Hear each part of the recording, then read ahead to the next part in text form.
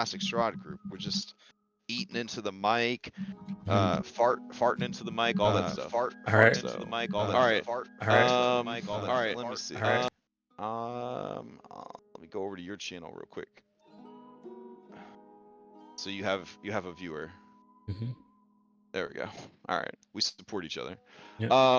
Plus, I gotta earn them faxpirations, you know, or these Yeah. fanspirations. I'm not a affiliate yet, so How many more do you need? I don't know. We're gonna go to Fiverr. We're gonna pick them up. So, all right. So, anyways, tonight we're gonna run Headshot the Rot, and Headshot the Rot is an Alkenstar one shot. I was pleasantly surprised because I was like, I wanna run a one shot, but I also want it to be related to the campaign. And son of a bitch, there actually was a very good, very short one shot set in the campaign settings, so that worked out really well. So everybody else went ahead and ran that starter box, but no, we're gonna run this one instead. That's a much better way to run Pathfinder 2 for my first time. Don't need no beginner's box. We're just gonna jump right in. And that's a bit of a disclaimer. I've never DM'd Pathfinder 2e. I have DM'd a couple of other games. I've played some tabletop, so I feel like I might be able to pull this off. I've only been in a Pathfinder 2 game for about 19 weeks.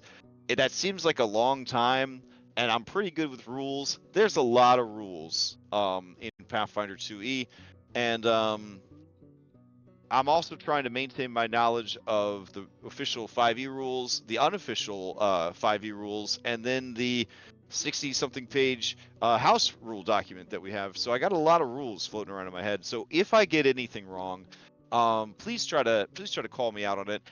If the turn has already passed and none of us noticed, it's going to be like not paying your rent in Monopoly. It just stands as it is. If we screw up, we just keep going.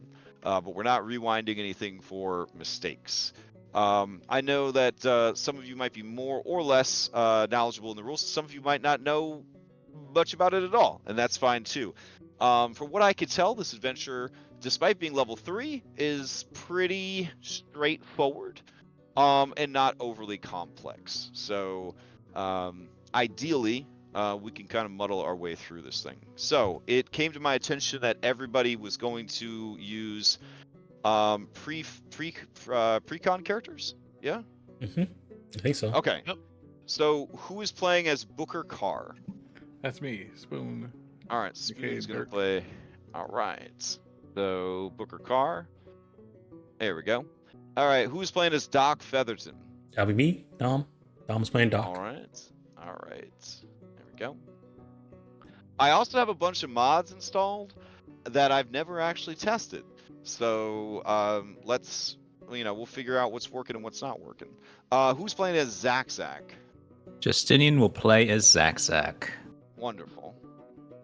I can't wait to hear him shout "murder" like a certain pirate I used to sail with. Yeah. And then Zindarel, that would be Carsifona, right? Yep, that's me. All right, great. I'll be honest, I didn't read these characters' backstories, so if you want to give me a quick rundown on what you think this character is about, go for it. And the setting here is a saloon called the Powderhorn Saloon, and it's a mid-sized establishment. It's got 2 floors, pretty fancy. It is run by a beefy and ornery half-elf by the name of Martell. And she's a no-nonsense broad who runs a real fine establishment and don't put up with no bullshit. This is a place that the 4 of you like to frequent. It is my understanding that the 4 of you have either worked together before. You are level 3. Well, I don't know how much that really means in the Pathfinder world. Probably means that you finished school. But yeah, you're level 3 in the Pathfinder world, which means that you're slightly better than the average citizen, from what I could tell. You may or may not have worked together before, but you're all acquaintances, and you all got together for drinks on this busy evening. So let me give you the quick introduction. In a dingy bar called the Powderhorn, located in the heart of one of the entertainment districts in the gritty city of Alkenstar, our unlikely heroes find themselves thrust together by the true chaos that is Fire Day night, limited seating. Crowded even on a normal evening, the Powderhorn is bursting this particular night with patrons eager to watch the opening of a new play at the Aldevure Company Theater House. Dubbed the first sin of Pharasma, the play has been heavily advertised for weeks, with flyers and posters plastered about the city. Fortunately, a table does open up as the doors to the theater house open and the crowds disperse. None of you were interested in attending or were able to secure tickets to the play, whatever you think works best for your story. So you remain at the Powderhorn to drink with your comrades. All right, let me take you guys over to Le Map. So this map is using a mod called Levels from Bailey Wiki. I've never used Levels before. I have my own special control panel that I have to use to navigate this. But essentially, multiple maps exist at the same time in the same scene. So we never have to like load other scenes and go other places, which is pretty cool. For you guys, you basically just, use stairs and you should just magically go to other, floors of buildings and things like that. If for whatever reason you are outside a building and you are climbing the building, as you change your height, your elevation or whatever, that will actually transport you to different maps, which is kind of neat. Dom has apparently been using this for a while in Cyberpunk, where they have lots of skyscrapers and stuff like that. And yeah, so I'm thinking it's a pretty good mod. I might try to use it in the future. I don't know. Anyways, let me bring you over to the map. And I'll change out the music too. Hold on. Let's see. Boop. And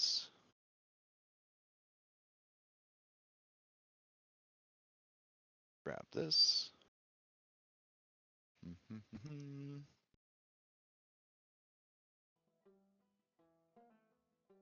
All right. So this is with the crowd dispersed, is how busy this establishment is. Yeah. Yeah, so it's pretty crowded. I think there's music included with the adventure too. I'm not really. No. It's not. Yeah, I couldn't find any music official for this adventure, so we're using Red Dead Redemption 2 for everything. But apparently that's a cowboy game. All right, so you guys are sitting around. You got this table over here. There's Martel. Keeping a stern eye on everyone. She doesn't have a bouncer because she is the bouncer. All around you see people. You got to bear with me. I'm slowly building my collection of Alkenstar Citizens, so you're gonna see like a lot of duplicates, but this is what I currently had on stock. So let's get an establishing shot here. What do people see when they see Booker Carr, and what sort of mood is Booker Carr in? When you see Booker, he's a big guy, obviously. He's sort of kicking back there at the table with Doc, who sort of has been his partner, doing jobs for a while now. He's a sort of a tall, silent type. So he's just sitting there sipping a beer and watching what's going on around there. He seems to be not in any really discernible mood, just sort of chilling. And that's about it. All right, sounds good. So the camera then would pan. Camera's invisibly situated in the center of the table. It would just pan to the right and take in Doc Featherton. All right. So what's the establishing shot of Doc Featherton? All right. Doc seems to be a very confident woman. She's sitting there, sipping on her drink, looking out around the crowd, see if there's any potential brawls gonna start or anything like that. Just make sure if somebody gets hurt or something like that, it might be some work for her here. Okay. Fair enough. All right. The camera swivels from Doc's shifty gaze, taking in the crowd, to Zinderel. You'll see a nervous elven woman, long black hair, pupilless eyes. Her legs are tightly together, both hands on her knees, as she curiously begins observing those around her, as well as the fine establishment. All right, fair enough. And then the camera swivels and pans to the right, but no one is there. The camera looks left, it looks right, looks up, and then it tilts down and zooms in on Zack. Zack is a rather ferocious goblin, a junk collector as well. His armor and weaponry is comprised of multiple parts from leftover refuse that he's just scrapped together to create this makeshift helmet and what appears to be a gun. And there is a rictus of glee on his face. He's got rows of sharp teeth opening there and what appears to be a smile. Nice. All right. So, as you guys sit and drink and banter, you can hear people all around, kind of taking part in various activities. There's a nice game of fantasy poker. I haven't read all the lore yet on Galaron. I don't know what game they're getting up to 10,000 years after Pathfinder 1. And then they're over here, they're playing some other games. Seems to involve dice, counters, and all sorts of other stuff, like a weird hybrid of 21 and Knucklebones. Everyone seems to be having a real good time. There are some people who are a bit heartbroken about not being able to attend the play, and Martell doesn't serve a lot of food at her establishment. She got a very limited menu, mostly cheesy flatbreads and chicken wings for the most part. But you can smell delicious street food because in the market square outside, opportunistic vendors have set up hoping to feed the crowds before and after, and maybe even during the intermission of this big shot fancy play.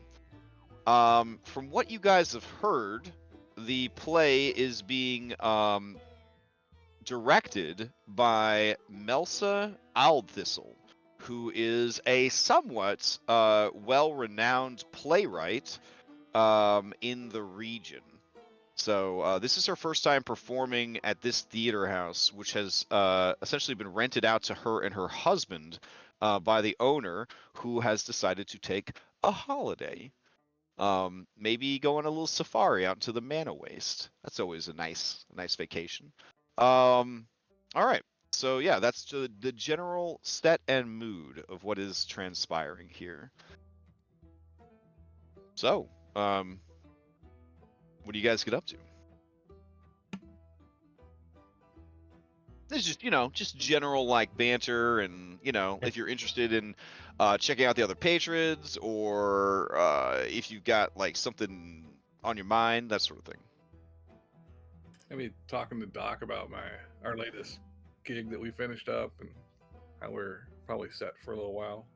Nice. Yeah, we might be set for a bit, but that's not going to last us. You got to think about the next one.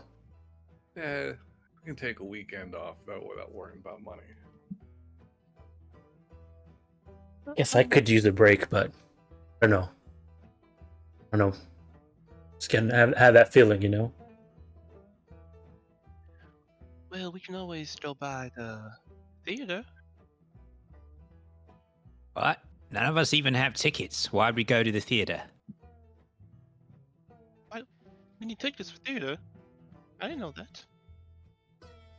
Yeah, they're going to charge a high admission price, I think.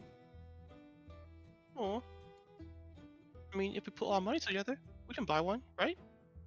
Yeah, and which one of us going to go in, is it? I don't think that's fair, sending only one of us in when all of us chipping in money. Yeah, it doesn't sound fair to me either. Unless I'm the one going in.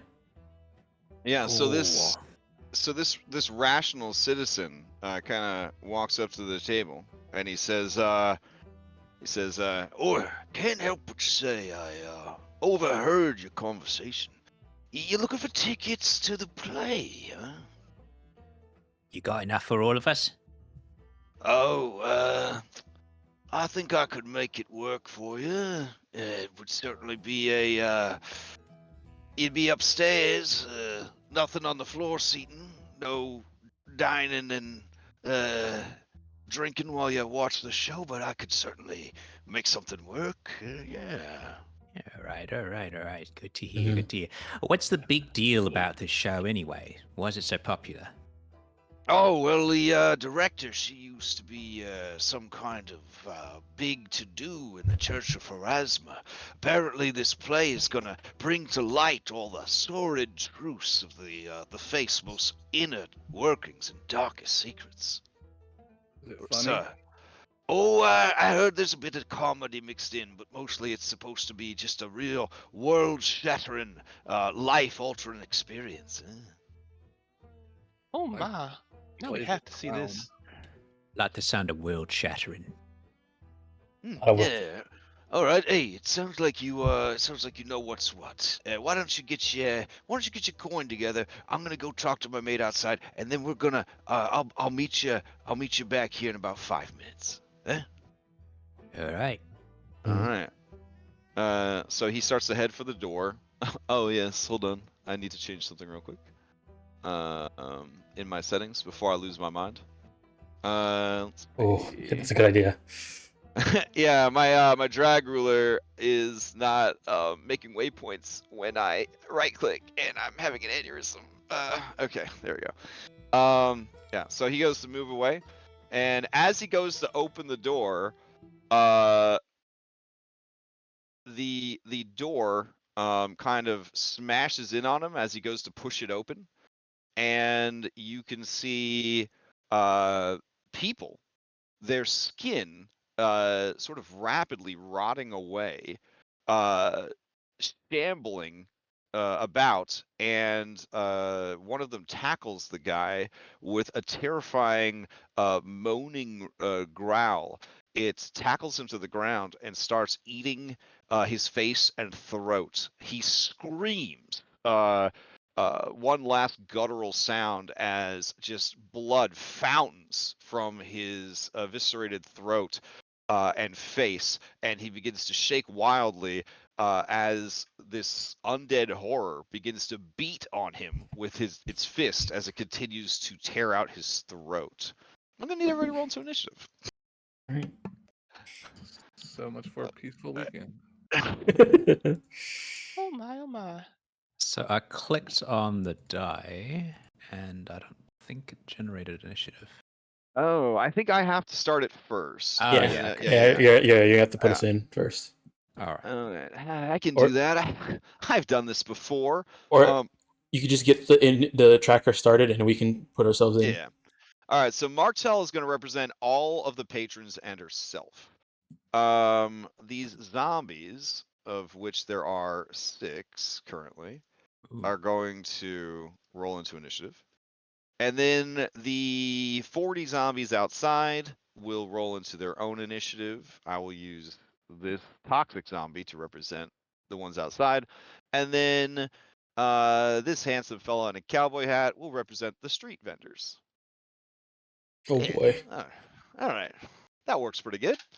So once everybody has rolled themselves into initiative, how do you roll initiative in Pathfinder, you might ask, if you are a novice to the system? And boy, howdy, am I here to tell you. You go to your initiative sheet and you roll. They click the little button that says initiative. It will default to perception. Because you are not performing any exploration actions, you would default to perception.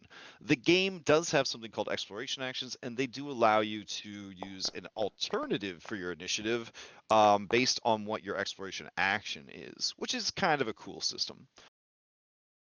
All right. So, for the most part, to the best of my knowledge, all NPCs always just use their perception to roll into initiative. Let's see. All right. Okay. Go ahead and play some combat musics. Oh, okay. All right. This is something I have something that actually triggers when I roll initiative. Oh, what is it? It's called Into the Fray.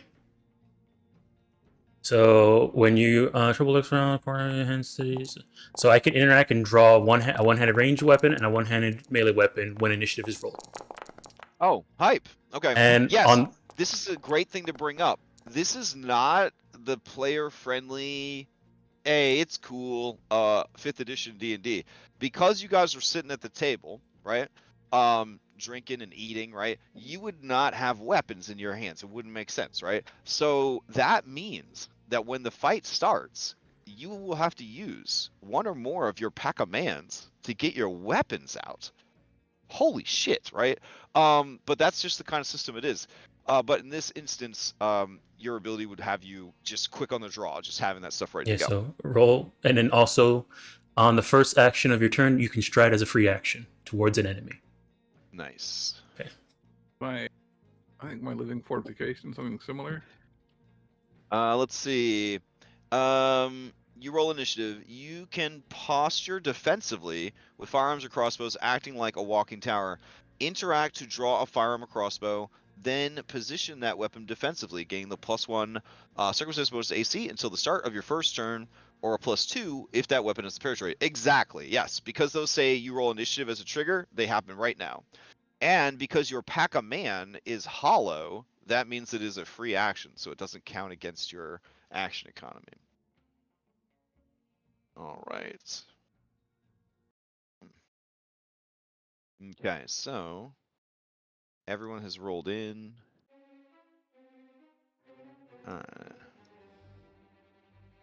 Okay. Begin the encounter. Hype. All right. Zindarel, with a 29, you'll won the initiative. What would you like to do? Oh, let me kill this guy real quick. There we go. Yeah, go for it. Go for it. She's going to, upon seeing this, spring from her seat, move back, and jump behind the counter. All right. That's part of her stride action. Okay. And I don't need to make a check to jump over, right? Man, don't tell the Pathfinder kids this. I think it's okay for someone to move over a piece of terrain that is the same height as them. That's fine. Yeah, Okay. you got a good dexterity. You slide across the bar, All right. like one of the Duke boys across his car hood. All All right. right. You spill drinks, and Martel says, "Hey, watch the drinks." Oh, I'm sorry. She's on the den. Then she looks past you and sees that the zombies are actually really like for reals, and she says, "Oh, we got a problem." She's then going to use armament action, second action, to Mhm. pull out her mithril tree, which is a curvy, almost tree-like rifle. Mm. And then, unfortunately, she's gonna spend her third action to reload it. Okay. Because Because it is not. safety, you wouldn't keep it Mhm. loaded. Wow, I like that. All right. Oh, I should also mention you guys have 3 hero points. So hero points are they allow you to re-roll dice. Or if you're dying, they basically allow you to self-stabilize in 5e terms.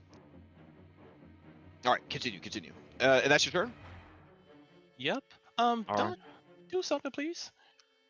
All right. Doc, you're up. All right. So I'm gonna use my free action to move towards an enemy, stride towards an enemy. Okay. All right. So These patrons will consider you to be an ally, so you may move through their spaces without penalty, but you cannot end your movement in their space. okay. So I'll move right here. Kind of yell out them to duck. And then so that'll be my first Pac-Man to run up. Second Pac-Man. Let me see here. Oh, and for clarity's sake, because we're now in combat, he is in the same space as the guy that he is eating. So he would be in melee then with these 2 ladies. Okay. So you would be firing into a melee. Okay. All right. Like I said, I told him to duck. So hopefully, Mhm. I'll patch him. I'll patch him up later. Okay. All right. So she's gonna first reload. All right. and then take a shot at this guy with I guess she's gonna pull out solution Okay. And take a shot at him. All right. All right. Oh, very nice. Okay. So that is a critical hit against the zombie. And let's see. So go ahead and give me the damage. All right, 23 points of damage. You have one shot, headshot, the dead. He is dead. That looks like I didn't have to bring a. Looks like we don't have a problem then. Just she pats her other gun, and then that'll be the end of my turn. So that was run, reload, and shoot. Okay. So that's the end of my turn. Pass to Booker. All right, Booker's you. Yes. Do I need to do something to put the +1 armor class on there for living fortification, or are we not going to worry about that right now? So when you put out living fortification, it doesn't look like it has a drag ability to up it. So we'll just mental math it. All right, that's right. good. It looks like Doc took out that guy. Can I see there's a crowd of more of them out? Yeah, I mean, you can see what your mini would see, and you do see that there's at least two more, and you can hear people screaming, and you can hear the sounds of zombies outside. So moving right to there, everybody's dead right there, right? It's just bodies laying there. Yes. So that space would be difficult terrain because there are 2 dead bodies there. I'm just gonna go to look out the door to see what is going on out there. Are they set an action to search or to look?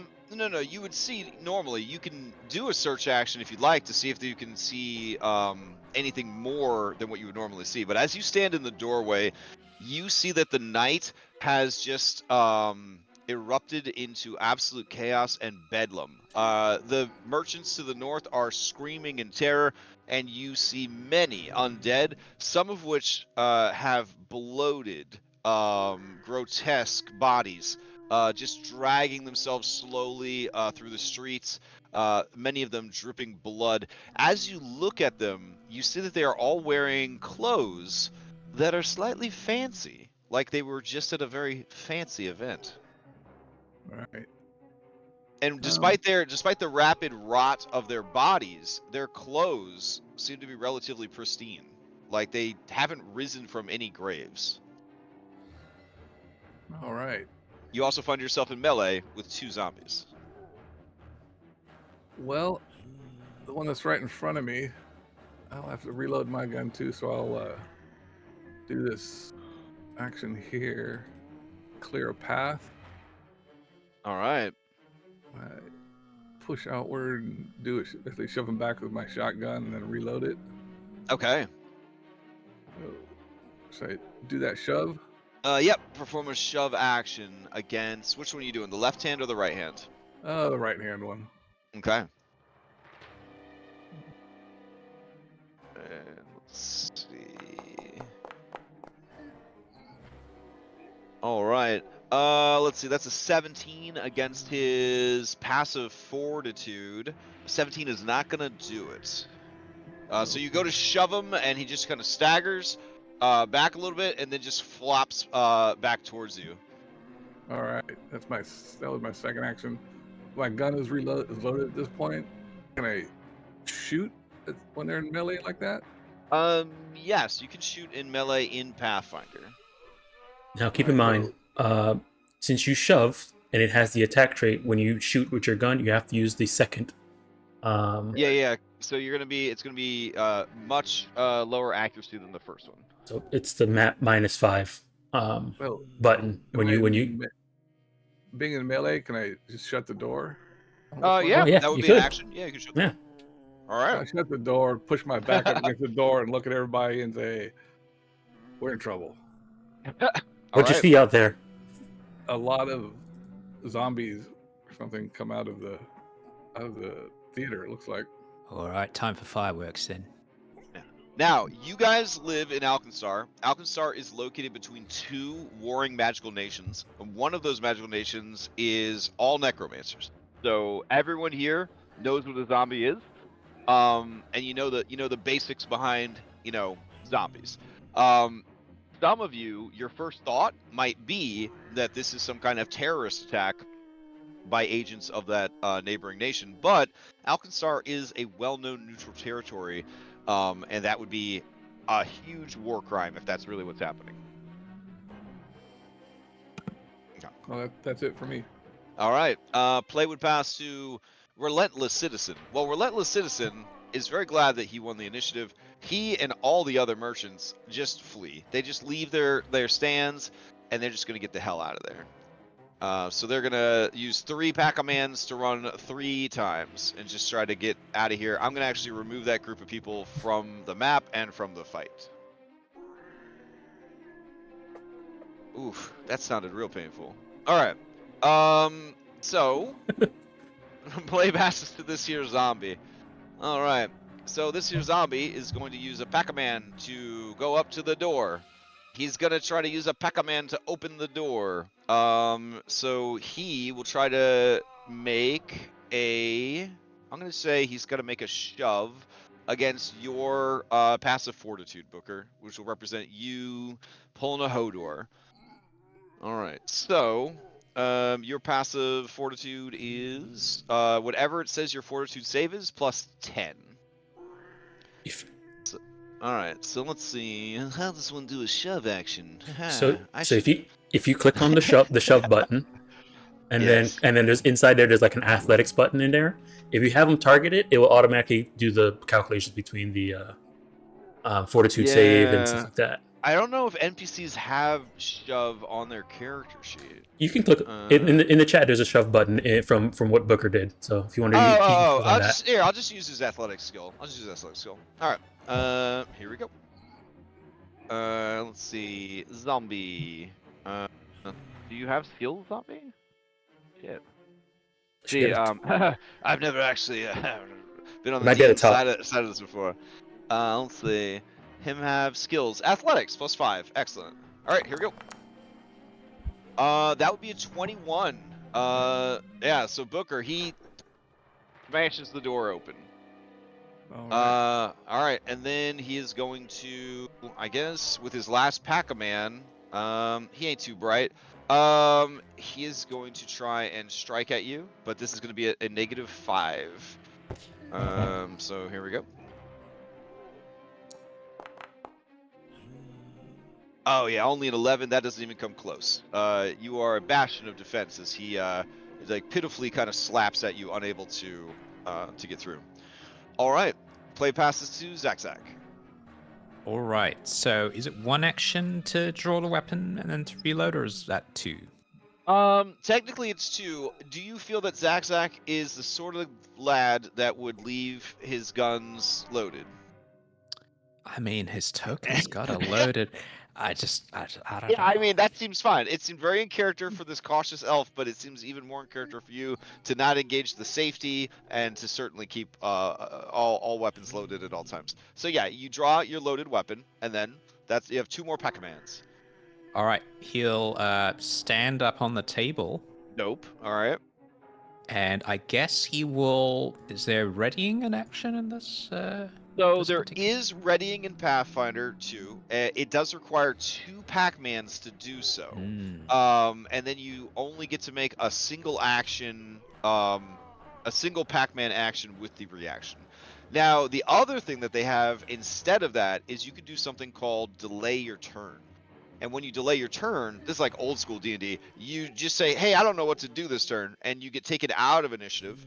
And then later, you could say, wait, I finally know what to do, and then the DM puts you back into initiative.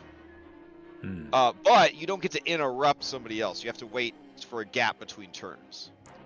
Okay, we will go with the former, because the latter sounds complicated. So I guess Zach will just spend another action just moving over behind this table to get a little partial cover here. Okay, sounds good. You actually would have movement left, so if you wanted to like run across the table, jump down, and then as your third action, you want to flip this table on its side to be like cover, you could do that. Oh yeah, that works. Let's do that. All right. Sounds good. That brings us to encouraging zombie. I have got to turn on the turn markers because it's not on. I'll put that on my list of things to do. All right, so they can't occupy the same space as other zombies, and Booker is sort of keeping things wrapped up here. So encouraging zombie is going to delay its turn. So, how do I do that? Let's see. Toggle targeting, ping token. Do I just drag him to the bottom and then move him back in when he's ready? Do you have I an think so. up-down arrow there next to them for you? I don't have that mod installed. So I'll just move him to the bottom and then he'll jump in later. All right, outside this plague zombie, they're gonna chase after for now these people. Oh, I did something wrong with the zombie, by the way. They have slow as a permanent status, so it wouldn't have actually been able to make that third action against Booker. They only get 2 actions. But fortunately, it didn't hit, or I would have, I would have refunded your hit points. No problem. So they're gonna slowly, just gonna start moving towards the fleeing people. Some of them are gonna go into this house across the way, see if they can find any people in there. All right, so that's what's happening out on the streets, as it were. All right, and then let's see, play within pass to Martel. All right. Martel shouts at everyone, get your asses upstairs! And then she just starts pointing to both the staircases, and she looks at the door and sees that the door has kind of been like banged up, and she says, damn it, can't really lock up. All right, once you're out of the way, anybody that's willing, we gotta barricade that door. You gotta get upstairs. And then everyone begins screaming and rushing upstairs. So there they go. Maybe. Oh, that's not how you climb stairs. There we go. All right. So what I'm gonna do to save myself some time is I'm just gonna copy a lot of these NPCs and I'm just gonna paste them upstairs. Let's see. Or I could just change their elevation. Yeah, that could work. Alright, cool. Is there a way to group? Oh, mass edit. Yeah. There we go. So I'll have all of these Is there go upstairs. like a double height space in the middle here? Yeah, that is actually a cutout. Where you can see the second floor. It's like Yeah, a little balcony area that looks down. Yeah. Yeah, because we can see, like, where I'm standing. I guess there's a guy right here who's up above, who's standing next to the edge. I can see him. Yeah. Oh, cool. Yeah, Yeah. there was seating upstairs too. So Mhm. yeah. All right. So all those people, I guess they go upstairs. All right. Cool. Yeah, that should take care of that. All right. And then the rest of the people that are there are going to start grabbing the table. They kind of, they're torn between watching all their money spill onto the floor, but also they don't want to die. So they're gonna flip the table over and start bringing it over to you, Booker. So there are tables nearby that could be used as a barricade if you want to try to barricade the door. All right. Play will pass to Amicable. Amicable is by the door. Amicable is permanently slowed, so he has a 1 less action than everybody else because him's so slow.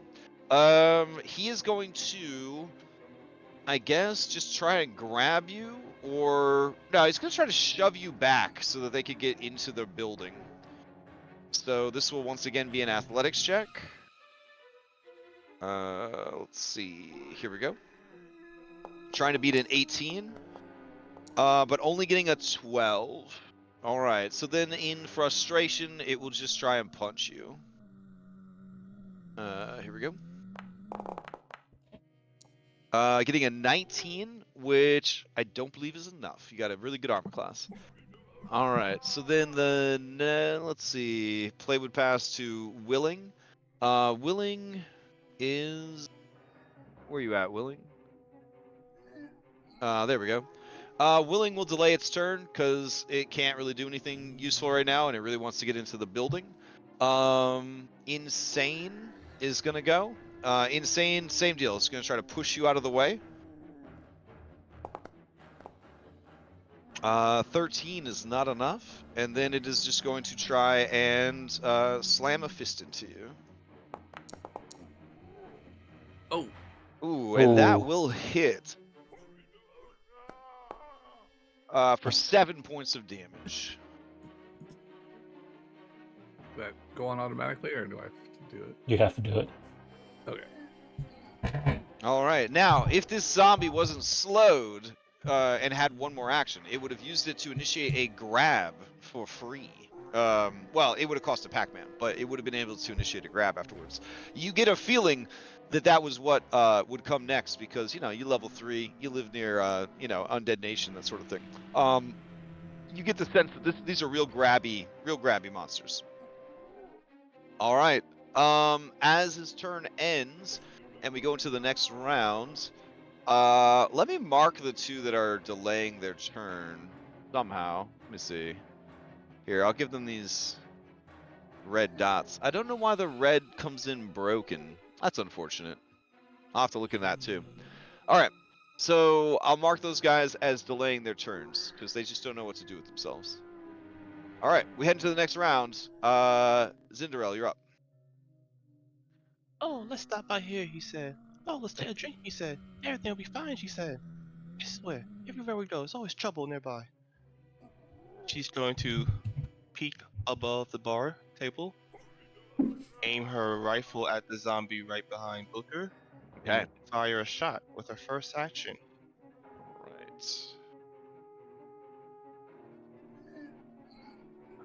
Let's see. Is there a penalty for shooting into? There's no penalty for shooting into melee in Pathfinder 2nd Edition. All right, cool. All right, so that is a critical hit. Right. All right. See that damage. Well, that's a lot of spin on that die. Holy shit. Yeah, 28 points of damage. Its head explodes, and it dies. As the smoke from the barrel dies down, he's going to use a second action to reload. This is a one-shot weapon.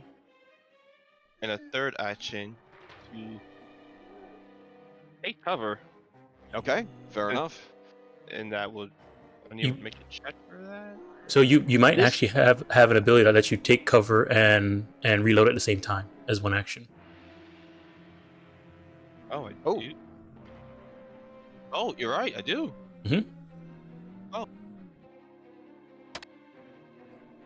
Oh, covered reload. There you go. You duck into a safe position or minimize your profile while reloading to make your next attack. Either take cover or attempt to hide, then interact to load. You do have terrain there, the bar, that would remove you from sight, so it would allow you to hide if you wanted to. Alright. With that, she'll hide. Fine. Okay.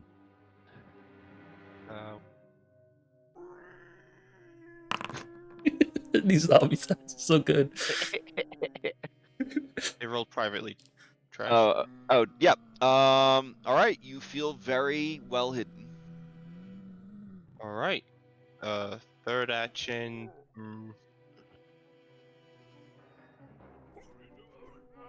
I guess she's just gonna.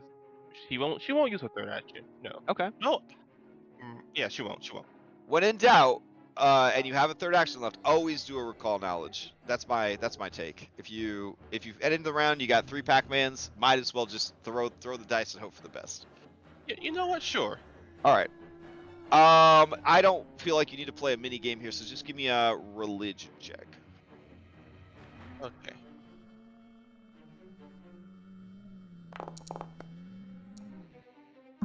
All right. You may ask one question about zombies. Are they? Can they spread it in infection? Okay, that's a great question. Normally they cannot spread via infection, but there are and have been documented cases of zombies that do spread via bites and via bites. Okay. She's gonna shout around the corner. Booker, watch out! They can bite your bed real bad. And that'll be your turn. Okay. As your turn ends, let's see. Encouraging, who's been waiting so patiently, is going to re-enter the initiative. Right behind you. There we go. No, encouraging, sir. Sir. Oh my god. Alright. I'll get this shit figured out eventually. First of all, where the hell's encouraging? Ah, there he is. Alright. And then childish would still be at the bottom, but I think he just died, right? Yeah, that's the one. Alright. So I'll remove alright, I'll just I kinda want the undead to pile up here, so I'll just flip them for now. Okay. Alright, encouraging is going to then move in.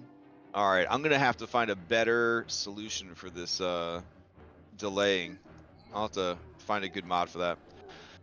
Alright, encouraging is going to step over the body of the fallen.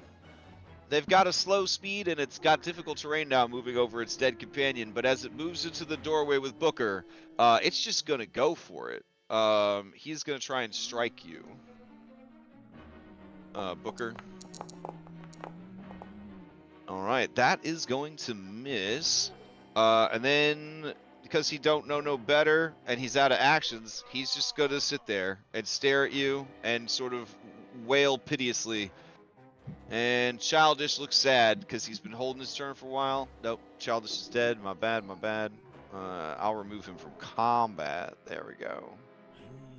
Excellent. Doc, you're up. All right. Let me see here. All right. So first action is going to be to stride. Okay. We'll get up right next to Booker. Over here, and try and attack. Encouraging with a reloading strike. So she's gonna attack with her bayonet Okay. on her pistol. Yeah, 21's gonna hit. Now give me that damage. 1 damage. Alright, he takes 1 damage. All right, and then she's gonna follow it up with a point blank shot with the pistol after from reloading it while attacking. This will be a mat -5.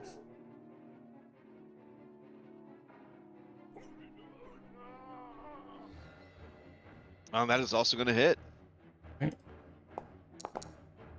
For 3. Okay. And these are both piercing damage? Yep. Alright, got it. All right, and that'll be the rest. That'll be my turn. It says Booker, hold him back. Alright, as she says that, Booker, you do notice that the zombies outside are realizing that they are too slow to catch the fleeing street vendors, but maybe not too slow for you. As some of them start to slowly swivel and turn back towards the powder horn. Alright, Booker, to you. When that shot went by and blew up the zombie in front of him, Booker like sort of slaps his hand to his ear and looks over his shoulder with a copyrighted Dwayne Johnson humorous look. Yeah, I kind of think that maybe some inspiration for this character may have been drawn from that. Yeah. He's wearing khaki. He's got the eyebrow. Was bald. Muscles. Yeah. And looking out, does it look like most everybody that's not a zombie has gotten away, has ran away? Are people still in like immediate danger out there? Looks like everybody on the street has fled. Okay. Yeah. Uh, At least that you could see. he is going to shoot at the guy right in front of him here. I'm not sure Okay. which one that is. Encouraging, I guess. Yes, encouraging. Let me see. Where'd that thing go? It was like an action tab. It doesn't seem to be coming up anymore. go in here. Sorry, I'm not No super worries. familiar with this here. So somewhere on your screen, there'll be some floaty gray boxes that have white words in them. And if you mouse over them, they'll shortcut to all the stuff in your character sheet. Yeah, I saw that Uh, earlier. Now I can't find it. You make sure you have your character selected. Oh, yeah, it'll that's only what show it up if your mini is selected. is. Okay, that was it. All right, Yep. Dwarven scattergun. Oh, that didn't shoot it. You want to do it with under the strikes. Aha, strikes. Thank you. And then hit the little plus whatever. Yeah, Wherever, so what for the first one, you'll do the +7, and then if it's the second one, the +2, and so on and so forth. Oh, I didn't target anybody. All right, but a 16 against this zombie is enough to hit. So give me damage. All right, he takes 1 point of damage as there's this massive blast. Now, this is a scatter weapon. The weapon fires a cluster of pellets in wide spray. Scatter always has an area listed with it, indicating the radius of the spray. On a hit, the primary targeted attacks with a scatter weapon take the listed damage, and the target and all other creatures within the listed radius take 1 point of splash damage per weapon damage die. And that is, for that weapon, it says scatter 10. Oh shit, dude. So 10 feet. Okay. So does that mean you hurt yourself and everyone else around you? Yeah, you don't. I guess you don't. You don't want to stand up close when you do this. Oh shit. Okay. All right. Yeah. So as the pellet, as the ammo strikes this dude, it just detonates and sprays, essentially BBs, little ball bearings everywhere. That means that I'll just grab everybody here and I'll give them all some damage. So it would be We all take all one. of these Looks and like one this here. damage. I could do everybody at once though. So I'll just do like that. There we go. Yeah, the lady behind you cries out and she says, "I've been shot!" As she touches the one scratch on her arm where she was hit by a BB. I'll give you a discount later. It looks like I did 4 to the main guy and then the 1 scatter, right? So it would have done 1 damage to the he's already been hit, the main guy. Yeah, I'm saying on the damage. Oh, the initial damage. Okay, so Yeah. we were looking at the 1. Okay, got it. Yeah. So I'll do another 3 damage to him. Cool. Right up. So he takes And then 4 I'll- and then 1 Oh, 4 and then 1. Okay. because the splash. I thought the splash was. Let's see. Oh no, wait. He just takes 4. Everybody around him takes 1. All other. Yeah. Okay. Yeah. Okay. Oh, I take 1 too, it looks like. Yeah, I can Well, do we damage did. to everybody else. Yeah. Yep. Oh, you already did me? Okay. All right. That was 1, and then I will try to do the action again there. Clear a path, the reload. That'll be my second one. It's a shove then. All right. Shoving, encouraging back. Yeah. Okay. That uses the same thing, I think it says. Even though it's a second attack, it uses Well, it always counts as an attack action, so it would be at a -5 this time. clear a path. It says if your last action was a ranged strike with a weapon, use the same multiple attack penalty as a strike with a shove. Oh. Oh, okay. Oh, nice. All right. Then yeah, 26 definitely does it, and you. I don't think it does it critically though. It would need to be. Oh, let me see. 26 versus their 4. Yeah. So you can push them up to 10 feet away. And since it's a critical success, you can stride after it. I do not But want you to do that. you don't want to do that? Okay. All right. So you're gonna push this guy back. And Push him back 10 feet. yeah. So let's see. As you push him back, he will kind of stagger into his friend and through his friend out into the street. Yeah, and then I will. Is there a defensive action I can take that's like a dodge? Does your weapon have the parry trait? It does not, but I can see. Now, the cool thing about Pathfinder is most enemies don't have opportunity attack. So if you find yourself in a position where you want to get away from enemies, you can almost all the time just get away from them. There's also an action called step, where you can only move 5 feet, but if somebody would be able to make an opportunity attack, they can't if you took a step. But as far as like a default raise your armor class ability, there isn't just a uniform available to everyone ability for that. That's fine. Most people would try to find cover or just get away from danger. Well, I want to block this doorway Mm-hmm. if possible. So you said there are people who are pushing tables and stuff Yeah, over yeah, here? yeah. So you could use an action to slide a table in the way if you want, and that would give you some cover and maybe slow them down a bit. I'll do that then. Okay, great. And we'll use this here marker, and we'll just say that this is a table here. All right. And that Okay. for me, that's 3 actions. All right. Let's see. With that guy pushed back, this dude that's been holding his action is going to stop holding his action and move into the initiative. So that would be Willing. I'll put him up above Zach. Willing will step over with his first Pac-Man, and then he'll try and shove you and the table out of the way. So here we go. I'm going to increase the DC of this by 2. So since your DC is an 18, we'll make it a 20 because the table is there as well. All right, so he does not successfully push you back, and that is his action economy. All right, Zach, to you. Okay, so is it possible to attack 3 times with 3 Yes, actions? yes. Each time it would get worse and worse. But you can certainly do that. These guys have a pretty shitty armor class, from what you could tell. So it's not a completely unviable option to just go ham. All right, and the reload, I see reload 1. Does that mean it would need to reload after each attack, or? Yes. Yeah. So it would be. And it'd be 1 shoot, action. Reload, shoot. So you could get 2 off in a turn. All right, let's do that then. Let's do 2 shots and we'll do 1 reload. Now, this is a scatter weapon. Mm-hmm. So Zach looks to his allies and he says, I promised fireworks, and look, it's not going to hurt too much, all right? It's just knives and some cutlery that I shoved in here, right? Now you do have risky reload, so if you really want, you can reload even more. But when you do, if the attack doesn't hit, your firearm misfires.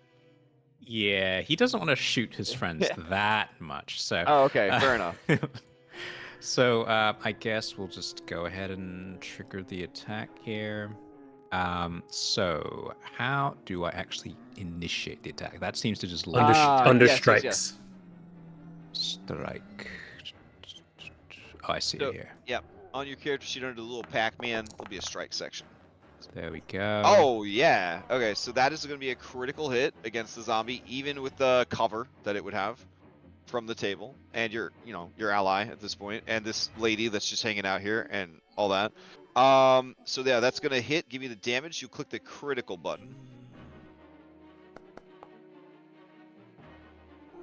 All right, so that would be 13 points of damage, and then a scatter of 5 feet for 1 damage.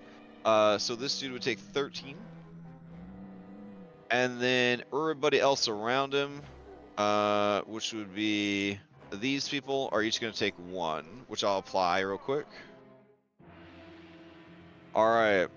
So there's another big explosion of shrapnel as the spoon gun goes off. All right. Yeah. So you grab nearby cutlery that was knocked off of tables and start to reload. Yep.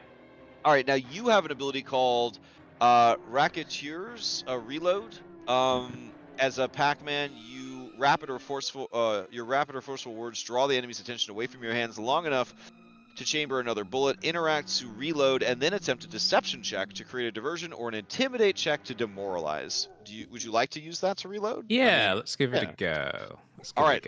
So are you trying to distract them so that people could maybe get up the stairs, or which I mean, honestly, there's zombies that they're not too bright, or are you trying to hurt their feelings, 5th edition bard style, and demoralize them? I guess we'll try to hurt their feelings. Okay, And fair he'll enough. say, "Don't you have a show to go to?" Okay, and this is against the guy you just shot. Yeah. All right, so to do a demoralize action, you do Demoralize. let's see, It's an intimidation check. intimidation. I see Yes. it. So do I roll on the initiative? for that, and then change to So an on your intimidation? on your character sheet, there'll be a hand that's held up, like a talk to the hand thing, and then you would just click on your intimidation skill, which is a +9. I don't see the hand. I see the unarmed strike, Oh unarmed no attack no hand. no! Your eyeballs go all the way to the top, so the blue line, and then you see all the little yellow circle symbols. Oh. Yeah. Yeah. Yep. Holy shit. Okay. So you have critically intimidated this guy with a demoralize. And I believe hold on a second. Oh shit. Alright, hold on.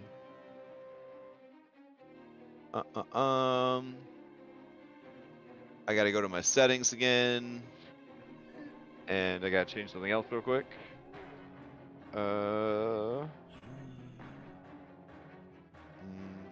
Here it is. There we go.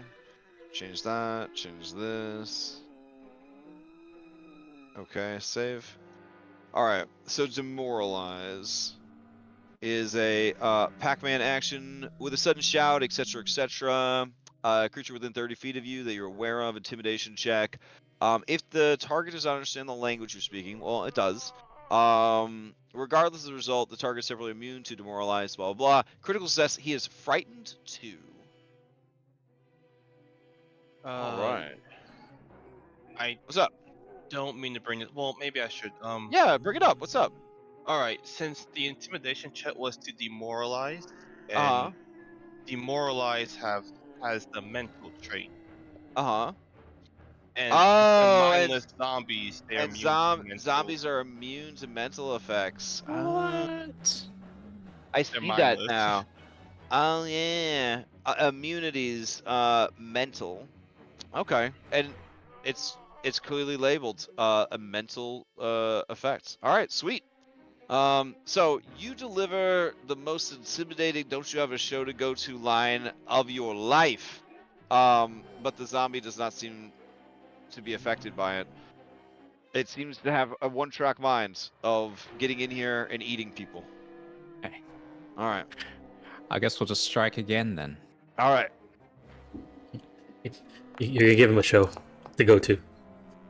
Yeah. 20 is also going to hit. For 4 more damage. Oh, way less. And then, yeah, critical hits are real nice. And then another scattering explosion of pellets. One thing to keep in mind Sorry. too. What? One thing, when on your second attack, you want to make sure you use the map -5 for your second attack. So Yeah. -5. Okay. So not the strike +12. Okay. Right. Yeah. Sorry. To teach you the system, yes. Each time you attack, it gets less accurate. But I mental mathed it, and a 15 would have still hit. So. All right. All right. So 1 scatter damage to everybody. And Sorry. then no, it's Just all knives. good. We're all learning. Sorry about doing collateral damage to your allies. Fair enough. All right. So play passes to the zombies outside. This zombie lets out sort of a, and then its arm sort of flops in your general direction. As it does, you can see pustules of just sort of slime exploding all over its body from the effort, and it wheels and looks like it's going to slowly begin heading towards you. As it does, people inside are screaming in terror as this monster is moving closer and closer. Let's see. It's going to spend 1 action to sort of shout and call to its allies. And then the next action is going to be spent shambling towards the building. As it does, some of the zombies are going to actually turn and head that direction. You get the feeling that there are quite a few zombies out there, and that at this rate, they're just going to keep converging on your location. All right, Martell shouts at everyone and says, she says, "We got to get upstairs. We got to get upstairs now." And then she says, "Anyone got any fire?" Let me I see don't think things. so. I got some forks and knives if you like, but I don't know about fire. All Well, right. Booker could have some bombs, I guess, but I wasn't sure how all that worked. Oh, do they do fire damage? Well, he's got let me see here. Let me find his various things. Yeah, Zaxak has a firearm cleaning kit, but Oh. no actual fire stuff. He has alchemical crafting. Oh, okay. And he's supposed to- You can craft activity to craft alchemical Nice. items. When you select this feat, you immediately add the formulas of 4 common first level alchemicals. Are they on your sheet as a prefab character? I feel like they would have put it in your inventory if you had it. I get the impression he's mostly using this to make ammo, which is what I was going to go Yeah, I see ammo and healing potions on your with. Yeah, on so your we won't sheet. worry about it right now. Ever burning torch. Yeah. Okay. All right. In that case, He doesn't have any bombs right now. she is gonna keep herding people over to the stairs, and then she will stand next to you guys here. This lady's gonna flee for the second floor. This guy's done packing up all the money and chips. He's gonna head upstairs. And then these gambling folks, they are gonna stay with you, I guess, and do whatever you tell them to do. So they look to you, and then one of them shouts, "What do you need us to do?" Uh, Go upstairs. Panic. You got this. You don't need nothing. Well, it's not like you're helping much, is it? Just get out of the way so you don't get hit. This this guy says, "We moved the fucking table. What else do you want? We're asking what you want us to do." Get a weapon. Get some fire? Maybe some. Yeah. Get some. It's some fireworks. All right. Marcel says, "There's cooking oil in the kitchen." All right, and so 2 of them are gonna head towards the kitchen. They will they will have to use 3 Pac-Mans to reach the kitchen, and then these 2 are going to kind of back up, and then they are going to I guess they're gonna take shots out at the zombies. All right, so because I mean you don't live in Alkenstar and not have gun on you. So take a shot. And then of course they got to reload. oh, I didn't say they were good with them. So a critical miss, I believe. Oh my god, it's incredible. So, so I believe that causes a misfire. Yeah. as long as you right? keep your gun maintained, you shouldn't misfire, unless you have a Okay, special thing. Yeah, they're good. They're good. Okay. And then their other action is to reload. Now something horrible happens. Rational Citizen, who got attacked by the zombie at the very beginning of this, his body begins to twitch and move, and he is going to drag himself over here and use the rest of his action to. Well, actually, it's Pathfinder, so he has to move out of that space with 1 Pac-Man, and with the second Pac-Man, he is going to stand up, and he is going to roll himself into initiative as a zombie.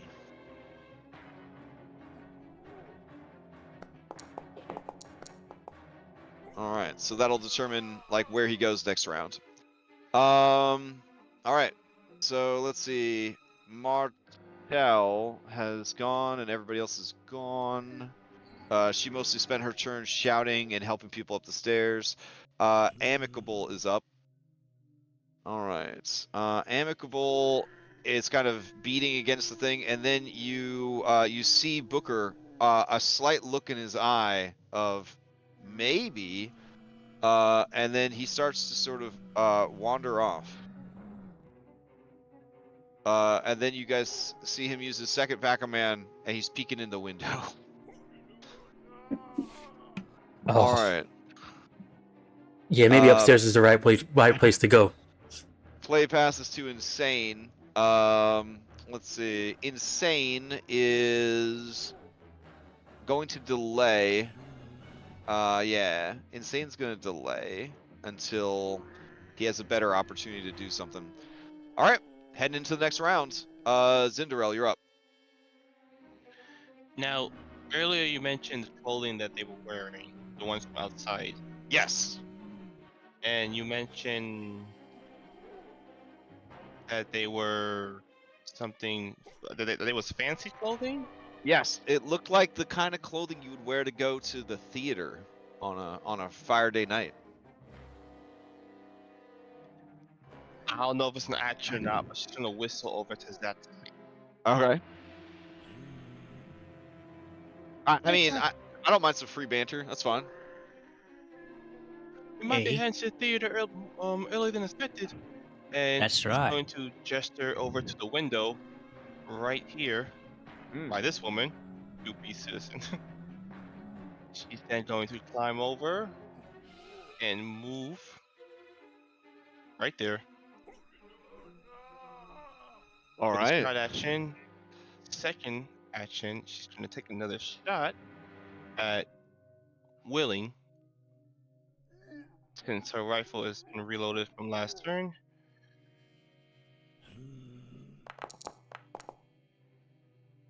Oh, beautiful. Another critical hit. All right, give me that damage. Is this the same guy that everybody's been attacking for a while? Yeah. Oh yeah, he would Yeah. at this point. Yeah, you just completely detonate his head. Just gore splatters everywhere, and he is donezo's. After that, she's gonna shout over to Booker and Doc. Doc, Booker, theater time, andale. And she's going with the third action. The window, is there like a barrier on the window, like glass, or is it just? There is glass on the window. Yes. I'll use the third action to break it. I mean, you could open it. Do you want to open the window? Well, if we're being all Western about it. Oh, okay, fair enough. Yeah. If you want, you take the butt of your rifle and you just break the glass. Okay. With that works. Martel looks. Don't worry. I'm not paying for that. Damn it, Doc.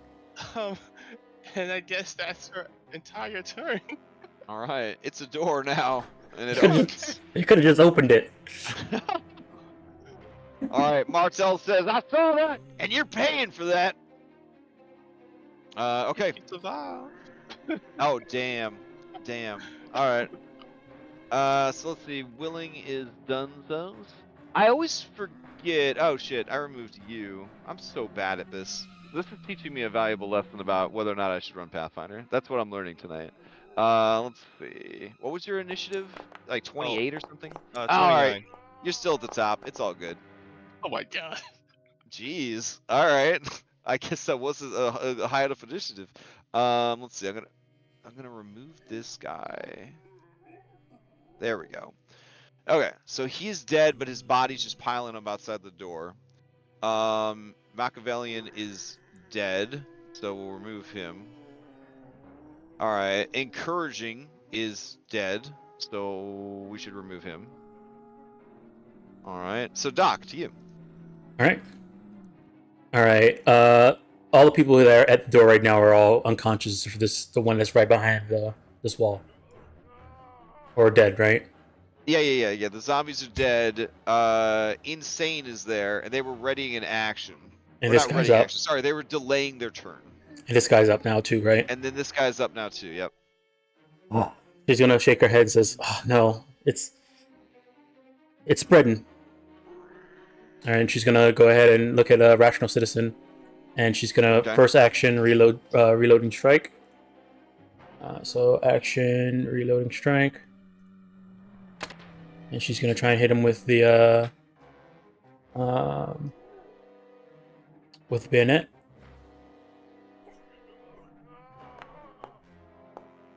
Ooh. Let's see. Yeah, 14's gonna hit. All right, here's damage. For 4. Okay. Hold on a sec. Mm-mm.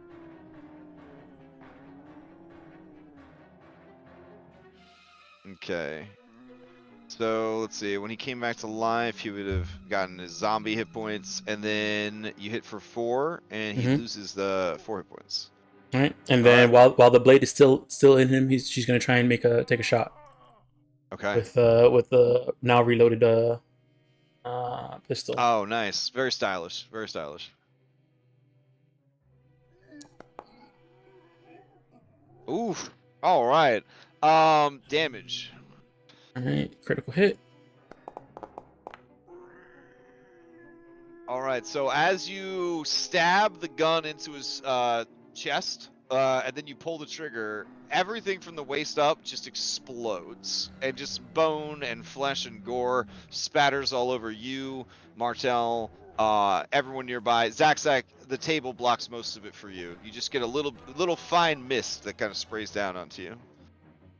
Right, and then she's he's done. gonna say, "All right, I'm heading upstairs. Come on, Booker." She's gonna run up for her last All right. 25 feet. There you go. Re-entering initiative will be Insane. So I'll move him up to be before Booker. And then we'll pass turn. Insane is going to yeah, you know what? He's gonna try and slam a fist into Booker. So here we go. 18. That will not hit. All right, and then he will use a stride to just kind of move into the doorway, and then Booker, to you. All right. The fanatical plague zombie looks like it's giving orders to the other ones. It seemed to draw the attention of the others. Yeah. All right. Well, I'm gonna try and shoot that one. Oh man. Okay. Is that possible? If you want, yeah. Yeah, that's what he's gonna shoot down with his gun. Okay. Is the system automatically tracking my ammo, or is that something I should be doing? Ooh, I have no idea, honestly. It has I'll been add that if you have it loaded. Oh, okay. If it says it's loaded in your character sheet, it should have been tracking it. All right. Has been for me. So as long as you're doing a reload action, it will reload your equipped item. Is that correct? I don't know about. I know there's a mod for that. I don't know if you have that mod, but I do know basic Foundry. If you do a strike with a ranged weapon that has a reload thing, and there's like a little drop down for you to put the ammo, it takes it away every time you strike. Okay. All right. Well, cool. Take a shot at that one. All right. Oh, it was on that 20 for a long time for me. All right, so a 19 is definitely going to hit the menacing plague zombie, even with some cover granted by the other zombie. And then that would do 10 damage, and then explode in a 10-foot shrapnel. And that would hit the other 2 zombies nearby. Their attention is now firmly drawn to your location.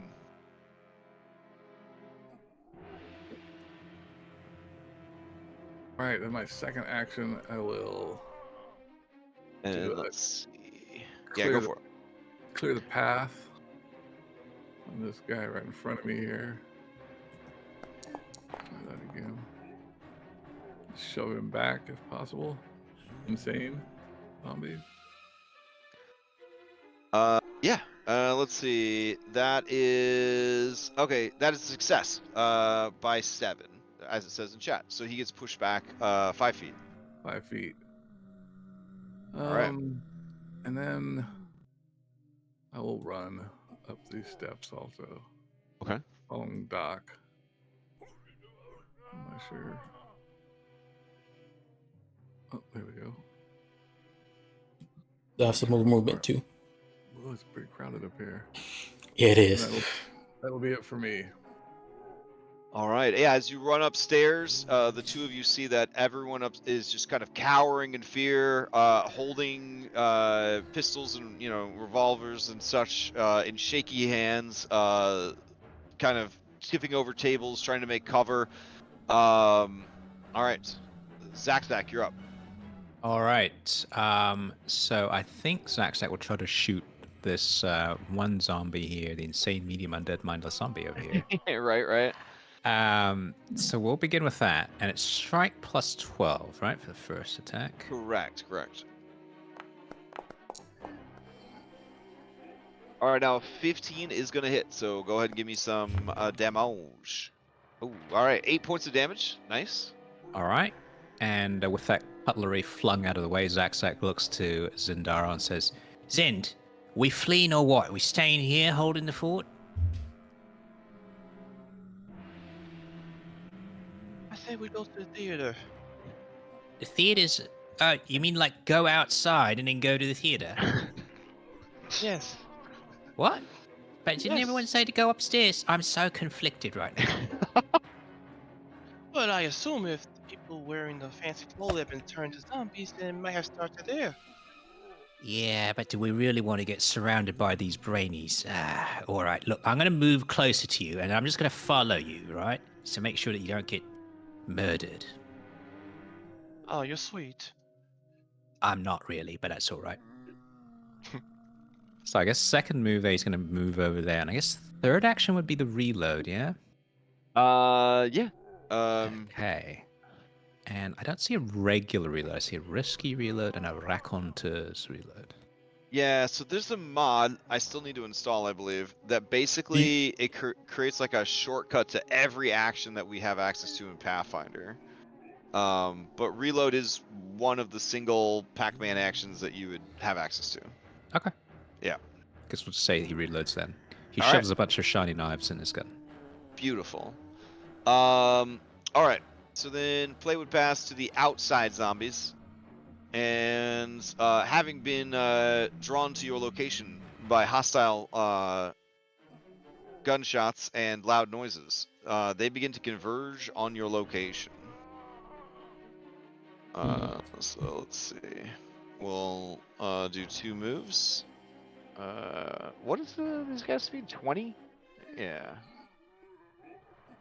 Alright, hold on. Where on the character sheet for the monsters does it tell me their speed? Oh wow, 25. That's pretty damn good for a zombie. Holy shit. I've been underselling you guys.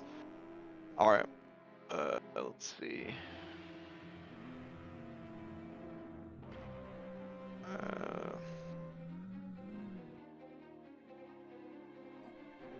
Okay, and then we'll move her last.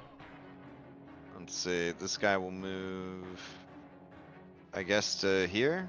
There we go. And then she'll move to here, and then this one will move to here. I feel that, bro. I feel that. All right. Whew. Martel will say, shout to you, Zach, and Zinderos to say, what are you two doing? You crazy? You haven't seen what I've seen? The streets are crawling. You gotta get out of here. And she just kind of manhandles these customers and basically just like flings them towards the stairs. And then she's gonna follow after. As she does, she shouts,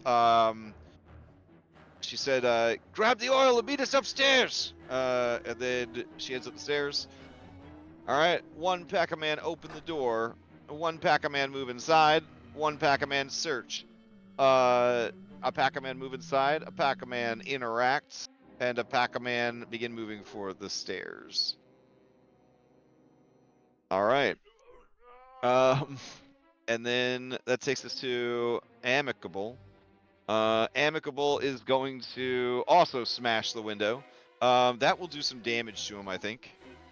So I will use the Pac-Man. He will take some slashing damage from the glass. Pathfinder zombies are apparently weak to slashing damage, so he takes an extra 5. Ooh. But then he crawls through and flops onto the floor, and then seeing you, Zack, he rushes over to you, and that is the rest of his second Pac-Man. All right. Next round, Zinderell. She looks through the window with the rest of the zombies out. Look to Zack. Look towards the stairs. Guess we'll have to wait one more time, huh? She's then going to point.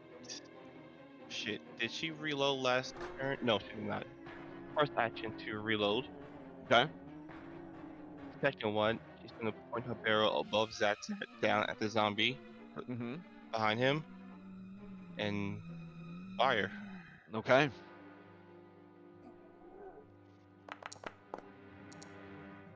Incredibly, a 2 into a 14 is going to hit. Give me some damage. No, I'm Zombies. gonna hero point that. I What? want You the don't? crit. Oh, okay. All right. All right. A 19 is going to hit. Give me the damage. Ooh, all right. So 6 points of damage. You blow a hole right in the creature's chest, and it's still going. Allow me upstairs, please. And she's going to use a third action to stride. All right.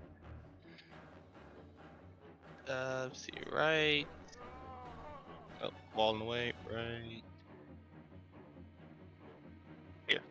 Okay. All right. She'll end her turn. All right. Doc, you're up. All right. First things first. Doc's gonna go ahead and just reload her gun. So Okay. this would be a. Oh, it is pretty crowded on that staircase. Holy shit. Yeah. All right. She's gonna just do weapon reload on everything. All right. Booker moving to the side to let people go by past him. Okay. All right.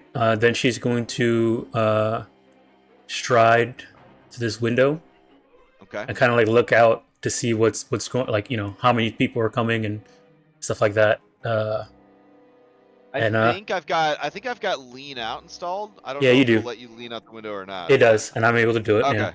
Okay. So there's a lot. There's a lot of zombies out there. All right. Okay, but I already actioned. So 1 action, 2 action to stride, 3rd action. Looking at that weird pustule one, I want to do a recall knowledge on it. Okay, give me a religion. All right. Religion. Oh, I'm untrained. Okay, well, we'll see what happens. And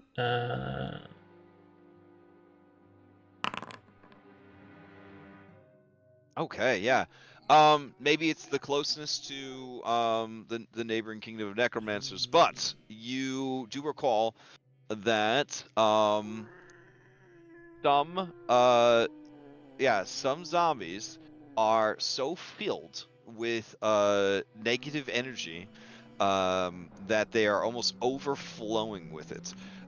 They are easy spreaders of a disease known as zombie rot. Additionally, you may ask one question about plague zombies. So, you can ask a mechanical question, basically. Okay. I guess she's a doctor, so I guess she'll think about it medically. What is like that zombie rot? How does it spread? This zombie rot? Is it like biting, or is it like?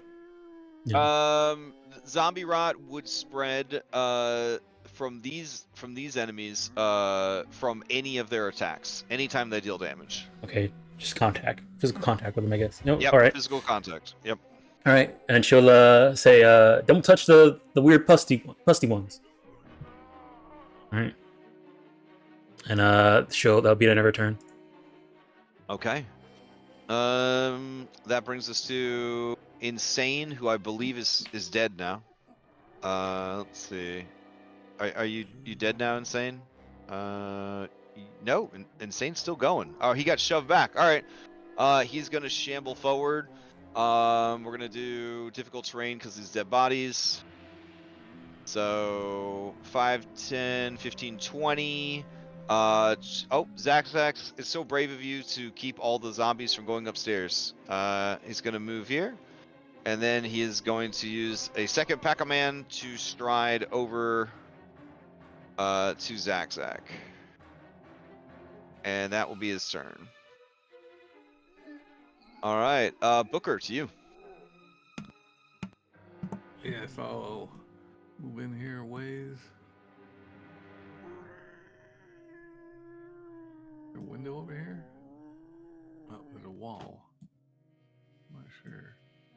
Oh, is that one not set up as a window? Oh, it should be a window. You should be able to see out of it. I ran into this wall for the steps, I think. Okay. Yeah, I can't. I'll move over here. Well, all the windows are taken. There's an empty one right there. Where? I'm not seeing it. Off to the Over here. No. No, Can you see our pings? Over there. on your player left on the west side of the building. Yeah, I think that's gonna be So two looking actions. out this window, you do see that there are sturdy clotheslines connecting this building to its neighbor, who you guys know is a gun shop, guns and ammo shop. This is sort of a mutual agreement between the two buildings to have a nice line to hang the laundry out on and their linens and stuff. Nice and sturdy, huh? I get it. How convenient. Yes. I will shout over at Doc. There's too many. I'm gonna run out of ammo. We can climb across to the gun shop next door. All right. Sounds good to me. I don't know if they're going to have cutlery there, though. That's really what I'm after. And Hey, I mean, there's cutlery all over these tables. You just grab as much as you can on your way out. a bullet could be cutlery too. I think I had to use 2 actions to get over to where I am. So I'll use my third action to open this window, I guess. Okay. And that will be it for me. All right. Let's see. Play will pass to Zach. Back on the first floor. Okay, so if I shoot at these guys next to me, is there some penalty for that? Nah, man. Pathfinder don't got time for Whoa. that shit. Now, if they had opportunity attacks, they could slap you in the face for the audacity of doing that. But other than that, there doesn't seem to be any penalties that I know of. All right, Zach's just going to fire at this one that's almost dead. The penalty for ranged attackers is they can't add dexterity to the damage. That's the main penalty to, yeah. All right, yeah, 21 on this damage guy is going to hit for a 7. And him die. Zach looks to Booker and he says, "What were you thinking, sidling up right next to it?" Anyway, I got rid of a problem for you. I'm upstairs. Yeah. Oh. What? Who are you talking to? It's just you're the only one down there. I'm slowly going insane. Yeah, I think All right. down below they can see yeah, upstairs. Booker, you can Yeah, hear. it says plus 10 feet, but Oh, okay. So You can't so see Booker, downstairs. Oh, but you can see everyone that's upstairs, or just your allies. Zach. I think we can see all. When I was I down there, I can could see see all the ones that Booker. plus 11 feet. Can you see like I don't know 20 NPCs right now? Like Yeah. Oh, I guess it's not working properly. They're all supposed to be on the second floor. That's weird. Okay, Zach's just insane slightly. So okay. we'll call this a character quirk, and he's gonna just use his second action to stride out of there. And Okay. he can go 25 feet, so right there. And then the stairs, was it northeast here? is it Yes. here? There's stairs in the northeast and there's stairs in the southeast. All right, I guess we'll go to the stairs in the southeast with his remaining action then. Okay. Let's see. It's kind of blocked off. Is it through this door? No. It's like here, right? It's in the very back corner of the shop. Okay. Yep. All right, so he'll get right there. And I guess that's all he can do. Okay. All right. Play will pass to These other zombies. All right. Let's see. With you guys on the second floor, they would kind of go in and start shambling about down below, looking for you guys. And let's see. I guess I will have to roll them in properly at this point, since they have been attracted to this location. All right. Let's see.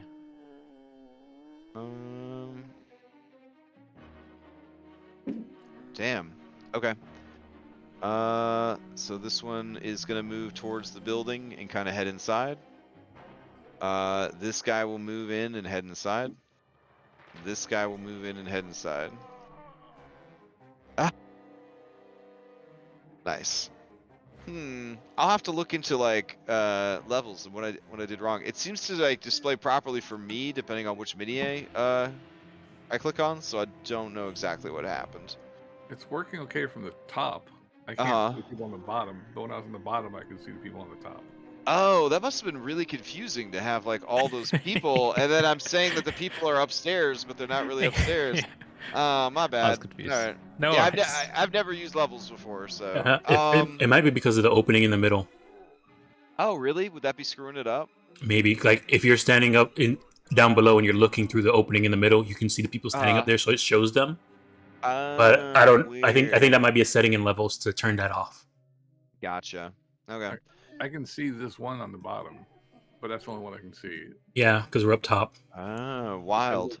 But you can select. You can like mouse over the people below. Right now. Oh. Up here. Okay. So if I wanted to target somebody below, I could do it from up here. Yeah, because you could shoot through the opening in the floor. Yeah, I think that's what it's doing. Yeah. Okay. All right. Let's see. Martel and the NPCs. All right. So this lady's gonna grab some oil, and then she's going to move out. She's gonna push past Zach and head upstairs with her remaining 2 Pac-Mans. This lady's gonna head upstairs with the oil, and that is that. Martel says, "Hand out the oil. We're setting the stairs on fire." And they're gonna try to set the stairs on fire. All right. We'll head into the next round. Zinderell. Sounds like they're getting ready to set the stairs on fire. Will the building hold? With a what? You're gonna set the building on fire? Well, she says, "I don't want everyone to die." All right. Should have just left through the window. She's gonna look at Zach and tell him, we gotta set the stairs on fire. Right, well, I'm not there yet, am I? But you go ahead. I'll just charge through the flames like a hero. I won't leave you behind. And Alright, she says that she's using her first action to reload her rifle. Okay. I was to say, are you gonna delay so that you go to the same time as Zach, or are you? No, you're gonna reload. All right. Ooh. I mean, you could delay if you want to stick close. Zach is a friend. It says so in her bio. She's gonna delay. All right. So you're gonna delay your initiative. All right. Yes. All right. Let me know if you want to jump in sooner, but I moved you down by Zach. Okay. All right. So that brings us to Doc. Okay. Let me see here. There's a lot of them down there. All right. So what she's gonna do? First turn, she's gonna interact. Open the window. Okay. She's gonna look at the aim for the plague one. And take her first shot. Okay. With her dueling pistol. All right.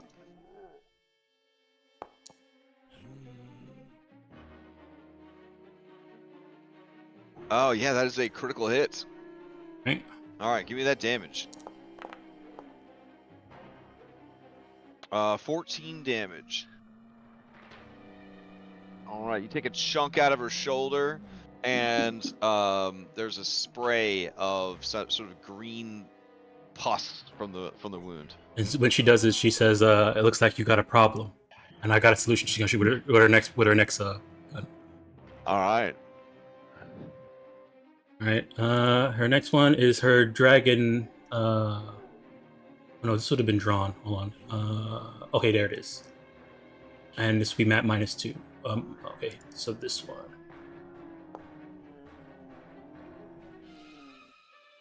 That is also going to hit. All right. Damage.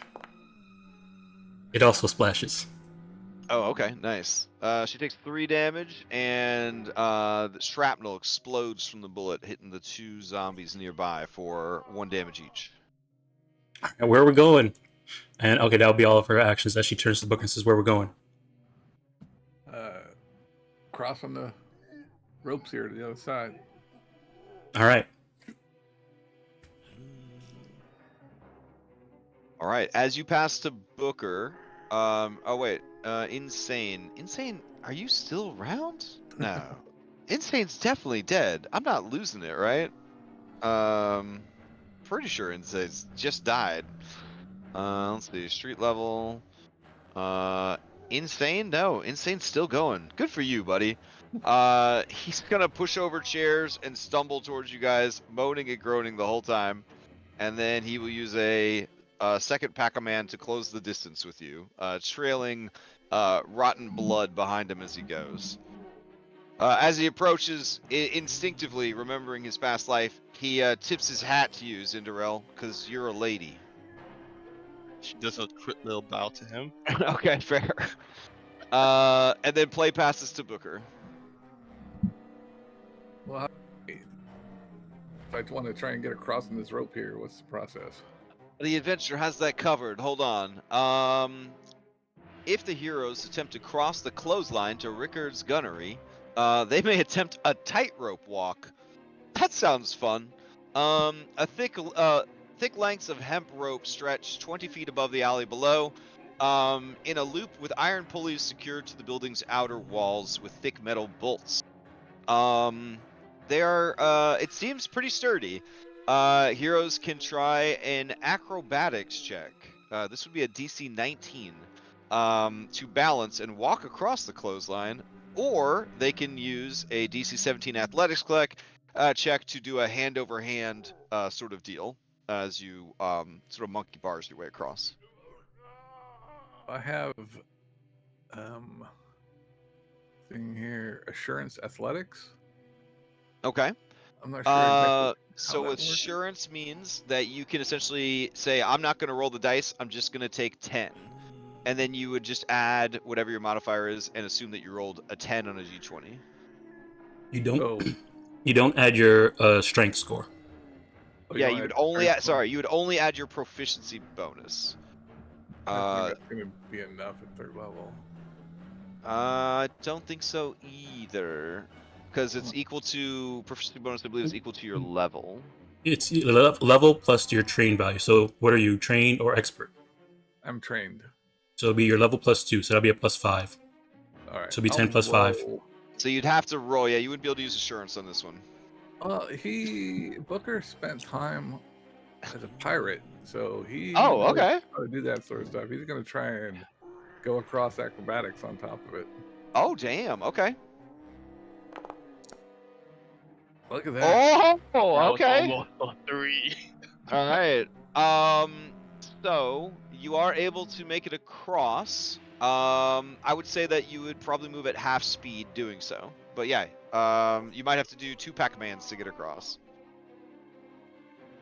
The 2 Pac-Man to get across, and then 1 to open the door or the window. And then it'd be 1, yeah, and then it'd be 1 to open the door. So you're still outside on the tightrope, but now you've opened the window across the way for the others.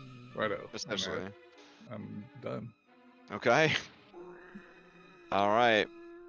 Play will pass to Zinderell, who delayed their turn. Hey, I'm gonna come right before Zach. Yep. All right. Yeah, it's time. She's gonna point. She's gonna look at him. Please follow behind me, always. And Will she's do. going to speed upstairs. All right. Oh, I can't even find my token. Oh, never mind. Yeah, they Okay. kind of got gummed up on the stairs. I sort of forgot about them after I had them run upstairs. Okay. Shit. Did anyone see Booker or Doc? He's over. He went through that window over there. As Doc turns around, looking at you, come up the stairs. All right. She, she'll spend her third stride moving forward. Believe us. Yeah. There's your third or your second. And well, I spent the first one moving, and then I used my 2 actions to. Wait, no, I can't do that. Can I? Do what? Before I delayed, I spent my first action to No, strike. no, no. You and didn't then- actually get to do that. If you delay, you can't do anything until your actual turn. So you wouldn't have done the one action thing. So you just Oh, whatever I you just- did before, you'd want to do it now or do something else. Does that make sense? Like you can't do a partial and then delay. Like if you delay your turn, you delay it like the whole thing. Oh shit. I mean that's okay. What was the one thing that you did? Oh, stride. Oh, okay. So I guess- to stride over. So you would have done that now. So you strode and now you have 2 actions left essentially. Okay. In that Yeah. case, she'll stride up, Mm-hmm. and her last one, she'll try and look over, see Booker, look Yeah. down the tightrope.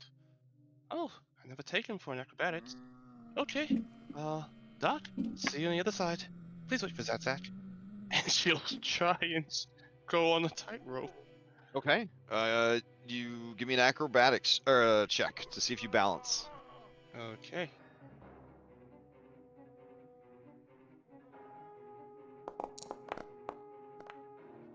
Oh yeah, 23, no problem. So just treat And- that as difficult terrain then.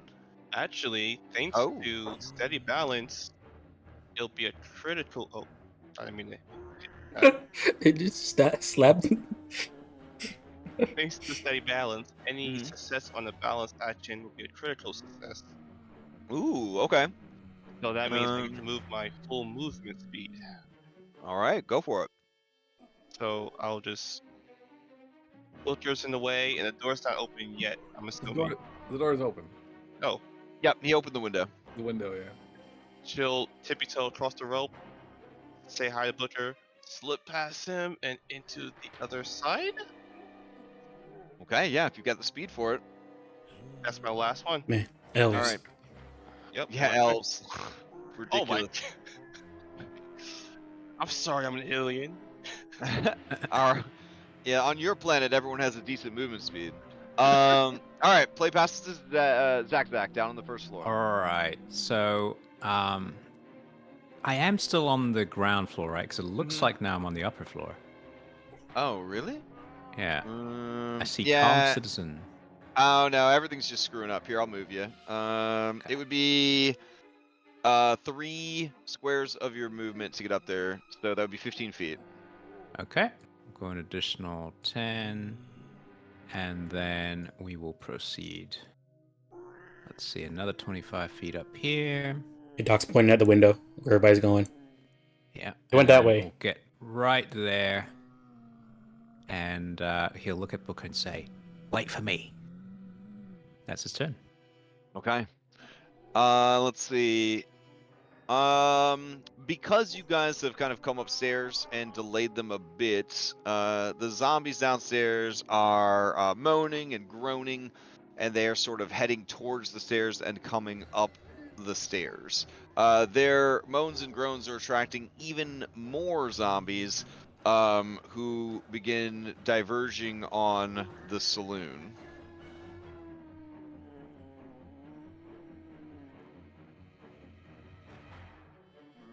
So as all that is happening, play passes to Martel and NPC squad, and this guy who was handling one of the gambling tables, he sees them pouring oil all over the stairs and stuff, and he says, Martel, what are you doing? This is your business. This is your life. You don't need to burn to the ground. Just jam up the stairs. And then she kind of cocks her head at him like, "Aru?" And she's like, "Oh yeah, that's a good idea." And then she shouts at everyone, and they literally just start piling chairs, so many chairs, and tables, just everything, just stuffing up the staircases, just jamming them up with stuff. The collected efforts of 20-something patrons, all working in unison, fueled by terror and fear. Except for like this one guy who was, upstairs bartender, and he's just steady pouring himself shots, watching everything go down. He has a resentful look on his face. Yeah. I never got paid enough for this. Downstairs, encouraging, who apparently didn't die but got forgotten about.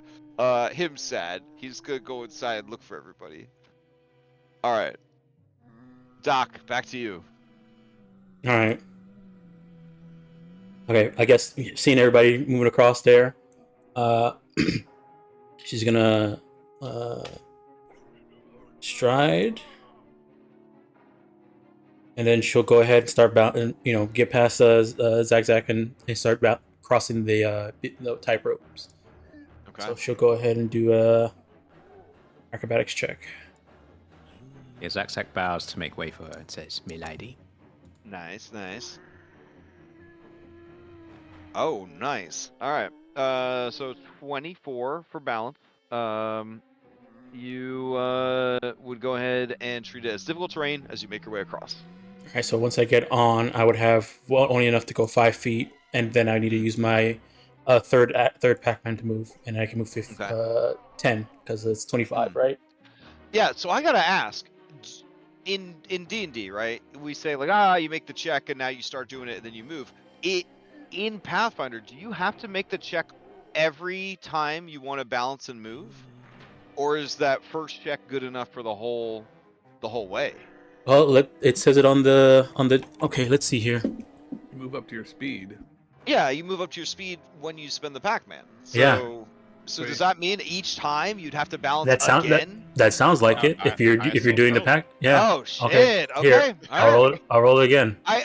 Again, this hasn't come up in any of my games yet. We generally keep our feet on the ground for the most part. Yeah, 22's enough, no problem. All right, so I'll be right here behind Booker. Okay. I'm sorry for blocking the door. Well, in Pathfinder, your friends don't block up. Well, you can't end speed. your turn in the same space as them. Yeah, though. you just can't end your turn in the same space. Yeah. Yeah, they got a big 5-foot rule in there. All right, especially with this infectious zombie disease going around. So let's see, downstairs.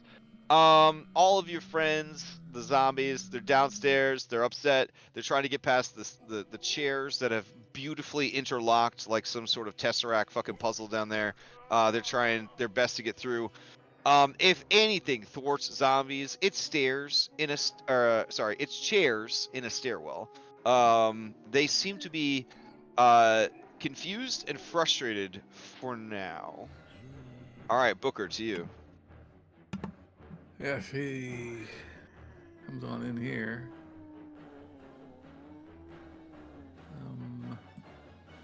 Over there. Then actually open that door.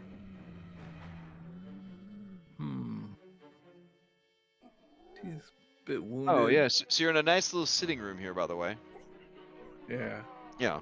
And you open the door into a 5-foot wide hallway with a roughly 8-foot high ceiling. And there's a passage to your right and a hallway that goes straight. You see at the end of the hallway is a window and stairs that lead down. There are 4 doors in the hallway. I'm not sure what we're doing here. Have I any chance I've been in this establishment before? Well, you tell me. I'm sure you've gone here to purchase guns if this is one of your favorite saloons. Has Rickard and his wife ever invited you upstairs for dinner or other things? I was meant more for downstairs. I know. Oh yeah, so yeah, you know that the gun shop is downstairs, and apparently they live above the shop. So this is their living quarters. The steps down here probably go down. Correct. Yeah. To the yep. All right. He'll look back to make sure that Doc and Zen are coming along. He doesn't know what's up with that goblin. All right. I think I'll head on down there 25 feet. Okay. And I think that's it for my actions. All right. Zinderell, you're up. Just balancing. Yeah, so Doc, from here you would see at least 2 or 3 more zombies down on the ground. All right. Out of curiosity, can you see them being Yep, up I on can. the... I can Okay, see this. okay, I can see this zombie. I can see this one. Nice. They seem to be attracted to sound, so maybe don't shoot them from over here. She gives you a look book. If she could see you through the window, she gives you a look booker. You saw her. She was getting ready to reload to shoot him. Nice. All right, Zinderell, what do you do? She's going to. That gets her across yet. And him friend, it says so on your character sheet. I know.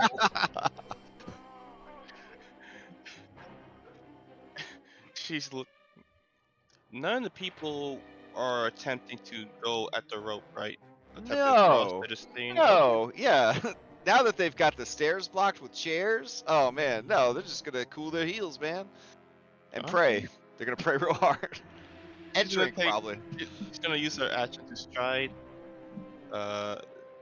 Where did Butcher? Oh, he's down there. Okay. She's Can gonna go we- right behind him. Can we expect like city oh. guard or something to show up and help? Eventually, Okay. yeah. Is sheathing your weapon in action, or is that just Mm-hmm. Oh. It's she'll interact. sheath her interact action to put away her rifle? Spend another last one to take out her what else does she have on her? Oh, her bayonet. All right. So you're That'll going be her like turn. full in the zombie movie where they start getting their arsenal out. All right. and Yeah. Getting strapped. Got it. If you have a Zach's bayonet, you. it's probably on your gun already. Oh shit. you're Okay. right. So I wouldn't need to do all that. You just attack with it. Now, the Zach's gonna tentatively just step on out there. Okay. What does he need to roll? If you're gonna balance, it's acrobatics. If you're gonna hand over hand, you would need both hands free and to do an athletics check. Acrobatics it is. All right, 19 is exactly what you needed. So you may move up to your speed, but it's at difficult terrain. So you'll Okay. probably have to do a second acrobatics to make it all the way, because it's 5, 10, All right. 15, 20, 25 feet across. So unless your speed is over 50. All right, yeah. So you do 1 and 2 and make it across with All one right. pack man left. There's this awkward moment where Zach looks at Doc, who's balancing on the rope there, and he's like, "Excuse me, milady." Yeah, she just opens her legs wide enough so you can crawl under. Okay. And then he's gonna make it over there, and that's his second action, right? So I guess third, he's gonna look around. Zen, are you here? Over here. Over here. What? I don't see you. Oh, there you are. Sorry, I'm blind. I think my eyes are playing tricks on me. All right, we're all safe here. Okay. Okay, good. All right. It's turn. Fair enough. Zombies. So down below on the street, you see more zombies kind of come into view as they are kind of spreading out and looking around. One of them sees you up on the clothesline, and she reaches for her sidearm out of like reflex memory. But as she pulls it out of the holster, she immediately just drops it with her clumsy undead fingers. She looks down at the gun sadly as it detonates when it hits the sidewalk, because this person went to a fucking play but didn't put the safety on and had ammo in it. The bullet ricochets off the stone building, and some of the zombies look around, drawn to the sound. All right. Downstairs, the zombies are trying their best to get past the chair barricade, but in zombie lore, chair barricade in the stairwell, one of the strongest defenses. They are just perplexed by it. Some of them stand in the middle of the room and shout angrily up at the people upstairs, demanding their brains. Martel is loading her rifle that she has pulled off of the wall and getting ready to fire down at zombies from the balcony. Encouraging Zombie encourages his allies to keep trying. We can get past those chairs. Doc, to you. All right. There's a lot of zombies down there that can be a pretty good. Okay, she's gonna balance and make it through. Okay, let's do that check. You're so close. Balance. Acrobatics. I'll be honest, in the adventure, I saw a DC 19 on a level 3 adventure, and I was like, God damn, you guys are going for blood. And then you guys all roll in with like a +8 or +9, and I was like, oh, it ain't so. Oh. Oh no! I mean, Alright. remain stationary, right? Do you have a free hand? That's an important question. I do not have a free hand because I have both my weapons out. Ooh. Can you reroll? Okay. Is that? Oh, I have a. Oh, you have a hero point. You have a I do hero have. point. I do Yeah. have a hero point. Let's do that. That's definitely a good one to reroll. Uh. There you go. Oh no! Oh, no. Alright. So let's see. With balance. Here, I'll put it in. There it goes. Failure. You must remain stationary and waste the action, or fall. Okay, so you didn't get a critical failure, so you don't fall. So Alright. you just like, huh? Yeah, this is me. Yeah. This is me catching my balance after Zag went between my legs and went through. Oh, very nice. Yeah. As Zag was going in, he accidentally, his foot hit one of the pulley levers, and then the rope is slowly loosening up, which is making the balancing much harder. All Alright, so it was one Pac-Man, that's fine. Alright, I'll do the second one. Okay. Oh! Okay. We still have, we had 3, right? Yeah, you have 3 for the whole night, yeah. Okay, so I'm gonna roll it, do it again. Okay. Oh no! Okay. Alright, so with that second one, the pulley goes, wait, and the line drops like another 2 feet, and the zombies below look eagerly to see if you're gonna fall, and then I assume you would just sort of launch yourself towards the window and roll into the room, landing in this cushy leather chair. Alright, she's gonna use the And last that act. would actually end the encounter, so. Okay. Alright. My last interaction was to close the window. Oh, fair enough. Go ahead and close it.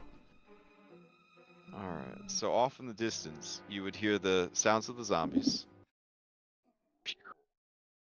Okay. But,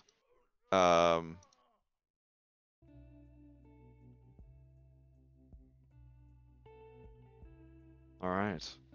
It's just nice and calm now, as you close the window. There's dead people outside. What the fuck? Yeah, but it's calm except for that, see. Yeah, they should be fine. And if they get hit, I'll treat, it's just more work. Yeah. Yeah, we good. We good. That's all that matters.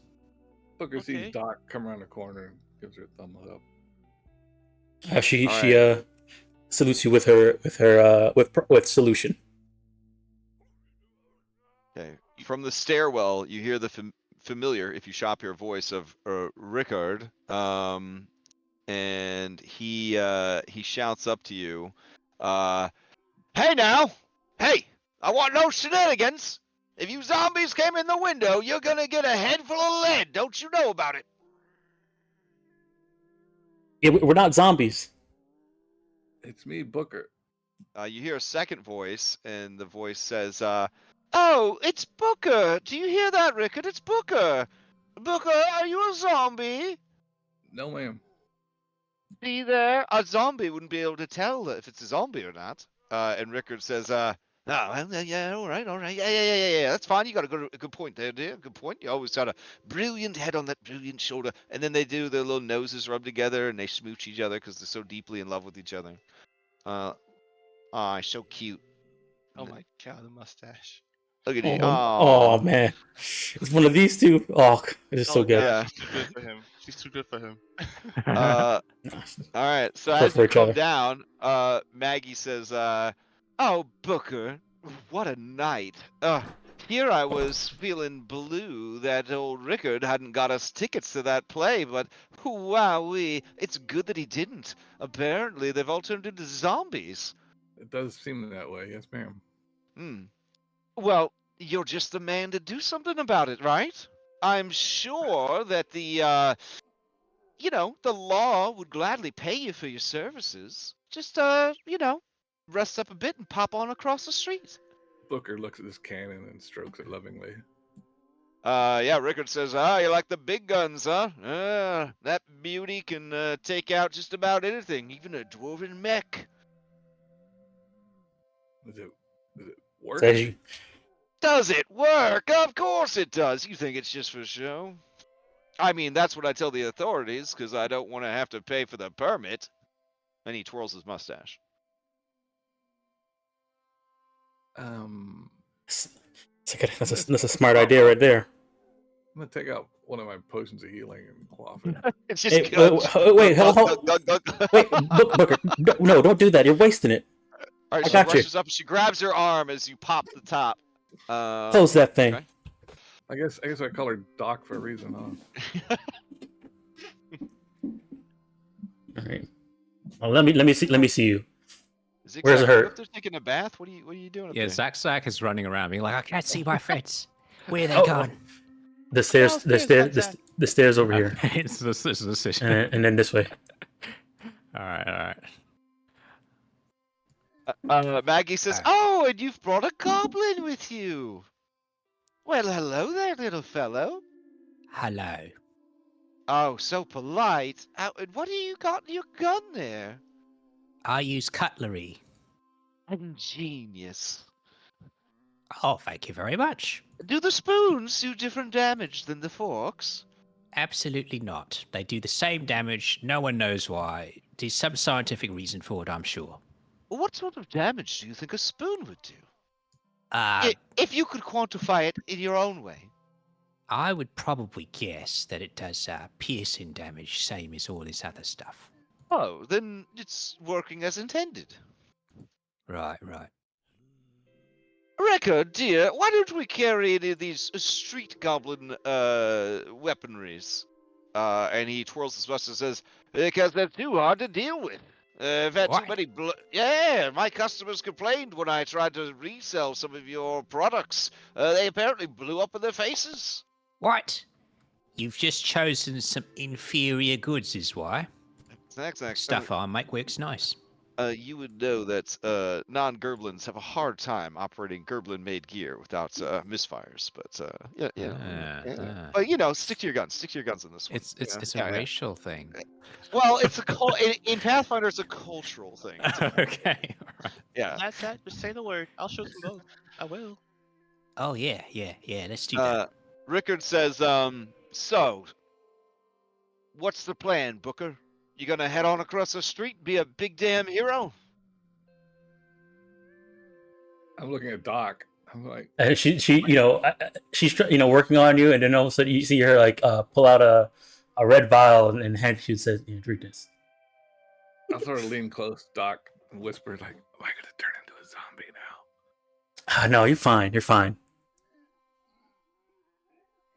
Like, Hold look at his arm where it got bit and kind of sniff it. Well, you got punched. It didn't actually get a chance to bite you. So, Okay. Yeah. So you just have a nasty bruise from where it tried to grab a hold of you. It looks like Doc. Yeah, you may want to drink that. Yeah, you may want to drink that potion. Because now you have a 1 hour cooldown, I believe. Let me see if I have any feats. I guess it'd be 10 minutes, right, for you to. Well, it heal 'em depends. up? It takes 10 minutes for me to even do the check. But let me just see if I have the feat that makes you so I can, it doesn't take that long. You can try every 10 minutes. Okay, Yeah, got it. when you succeed, wound. Once per day, you can use battle maps on temporary immune. That's temporary immune. Oh no. Okay. Yep. Nope. Yeah. It's once per hour. Oof. So as you drink your healing potion, you notice that on the back label, it has expired. Yes, I see that. Yeah, but you do get 2 whole hit points. That's what happens when you hang out with Doc. Those healing potions Yeah, go you bad. never need your healing potions. Yeah. Exactly. All right. What's the Let's- plan? Let's look out there and see what the situation is at this point. I was going to ask if you got some spare cutlery about here. Oh, this door's locked. That's why. She says, I have some upstairs in the kitchen. I'll go get it for you. Oh, thank you so much. No, thank you, you adorable thing. And she goes upstairs. You're Doc- noticing, I think I actually like her. Doc's gonna come up Huh. to Rickard and Do say, you know? "Hey, I got a proposition for you. No, all right. I love business propositions. What do you got for me, Doc? So, this whole zombie thing is gonna be a bit of a mess, and you're already here asking Booker to help be a hero and take care of it. Sure, So, sure. As an upstanding businessman in the community, I'll definitely vouch for you when the guard finally get their lazy asses over here. Okay, great. And Mhm. would be be good, if we were using some of your products to get rid of these zombies. Might I make somebody. see where you're going with this. I see where you're going with this, and I sort of support it a little bit. Mm-hmm. What exactly do you need? Let's see here, and she's gonna look at like what's on display. Okay. This dude literally sells all of the level appropriate firearms and ammo, though honestly nothing that would be too much better than what you currently have. He informs you that he had a very nice magical custom piece that was recently purchased by his neighbor who lives across the way, the one that went on a safari to the Mana Waste, but was not planning to take this weapon with him on safari. Was actually going to gift it to a friend when he returned from safari. So it could be at his house if you're after a real fancy weapon. Everything else he has is pretty much street legal in Alkenstar stuff. But he certainly could provide you with some, at level bombs, restock your ammunition, that sort of thing. All right. But as kitted out third level adventures, you basically have what is kind of good for your character to use. Mm-hmm. Right.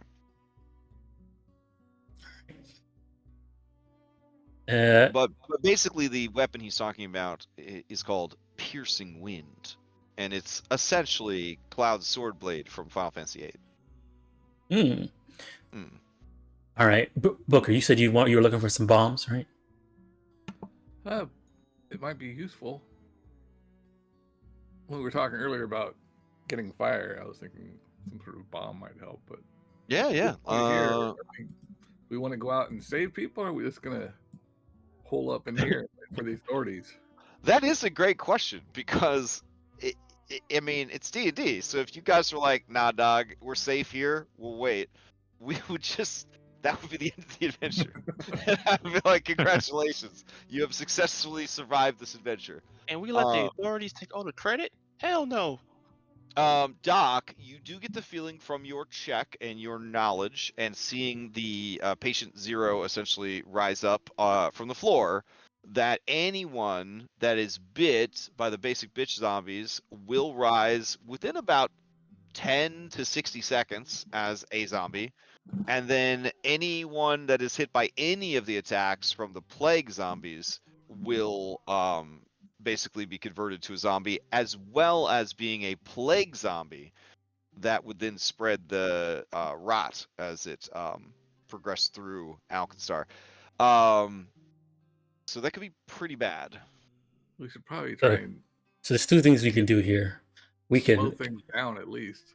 yeah, we could, try and be heroes and maybe get paid for it, or we could just, maybe see if we can get out of town.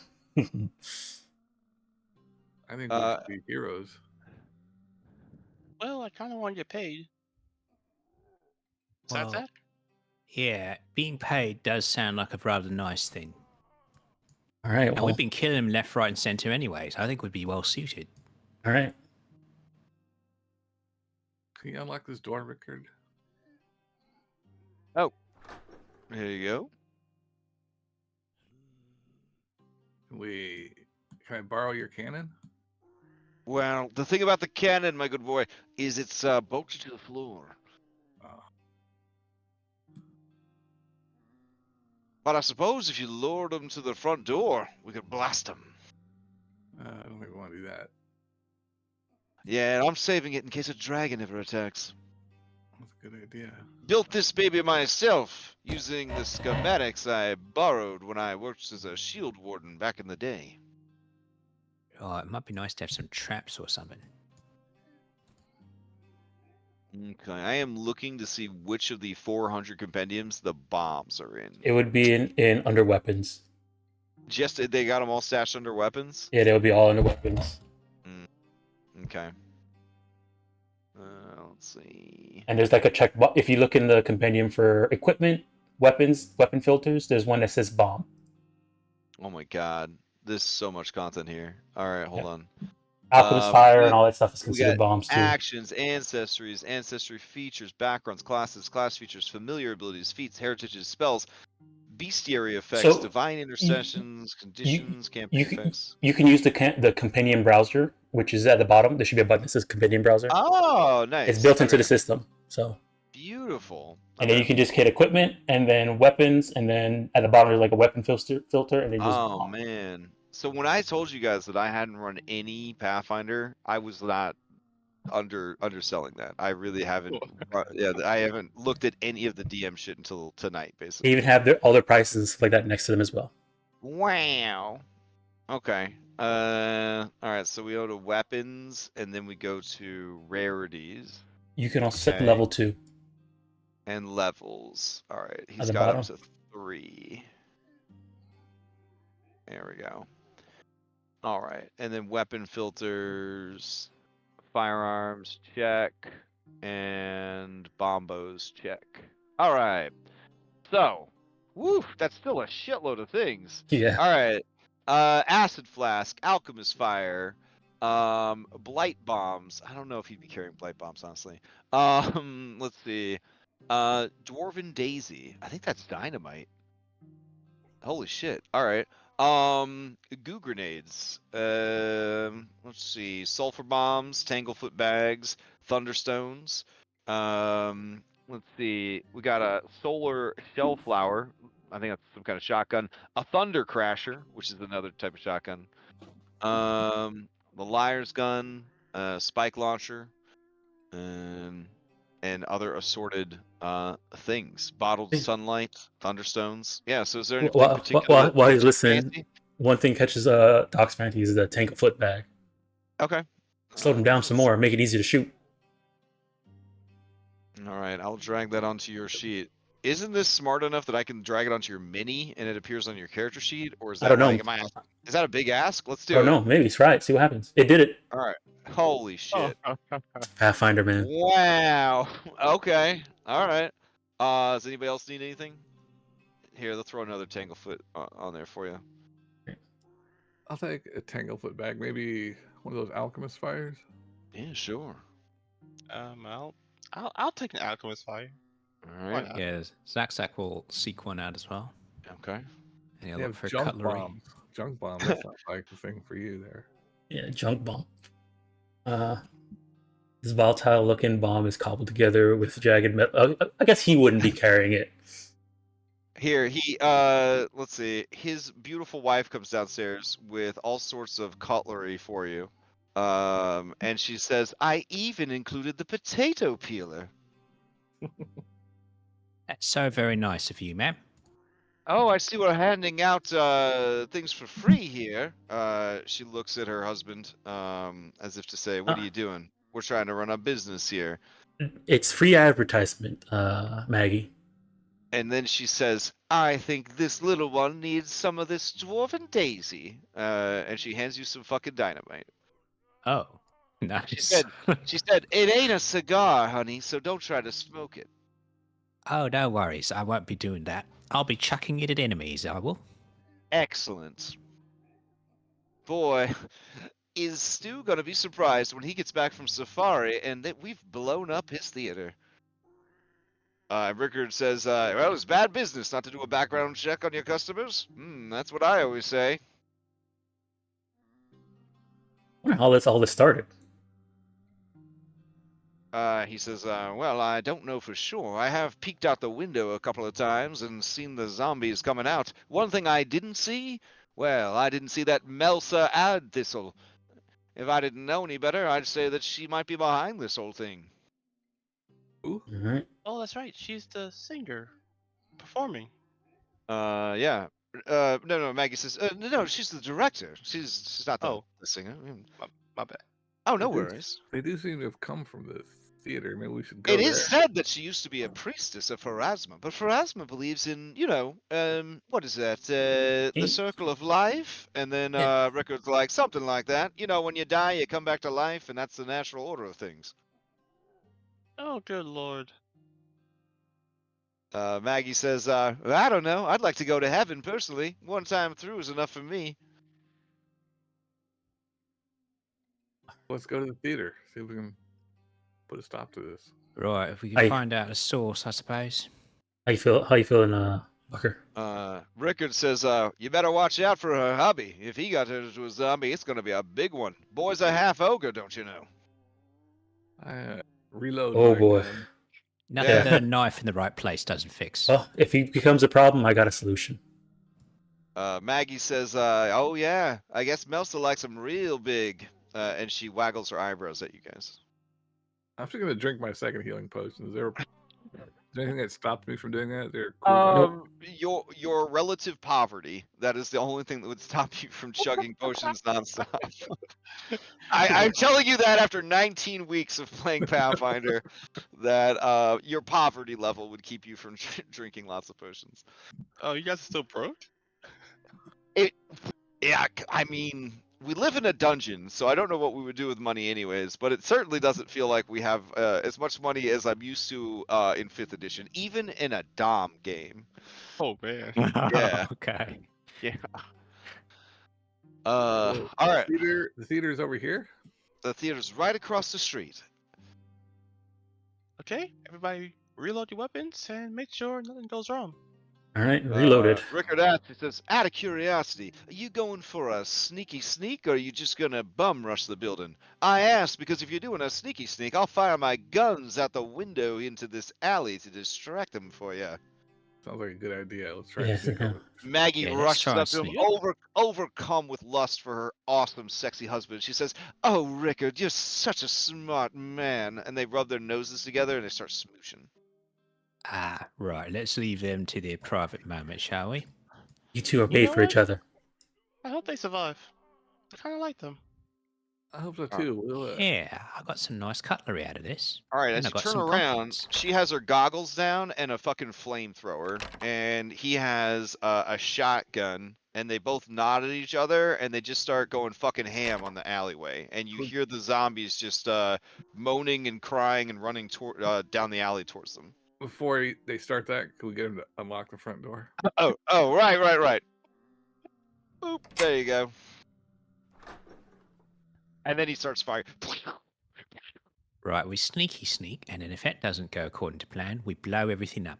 All right, Sounds so good. all of these enemies are distracted, which I think is the thing that in Pathfinder, which means that they have like a penalty or so. Anyways, just roll your stealth checks. I think it'll be fine.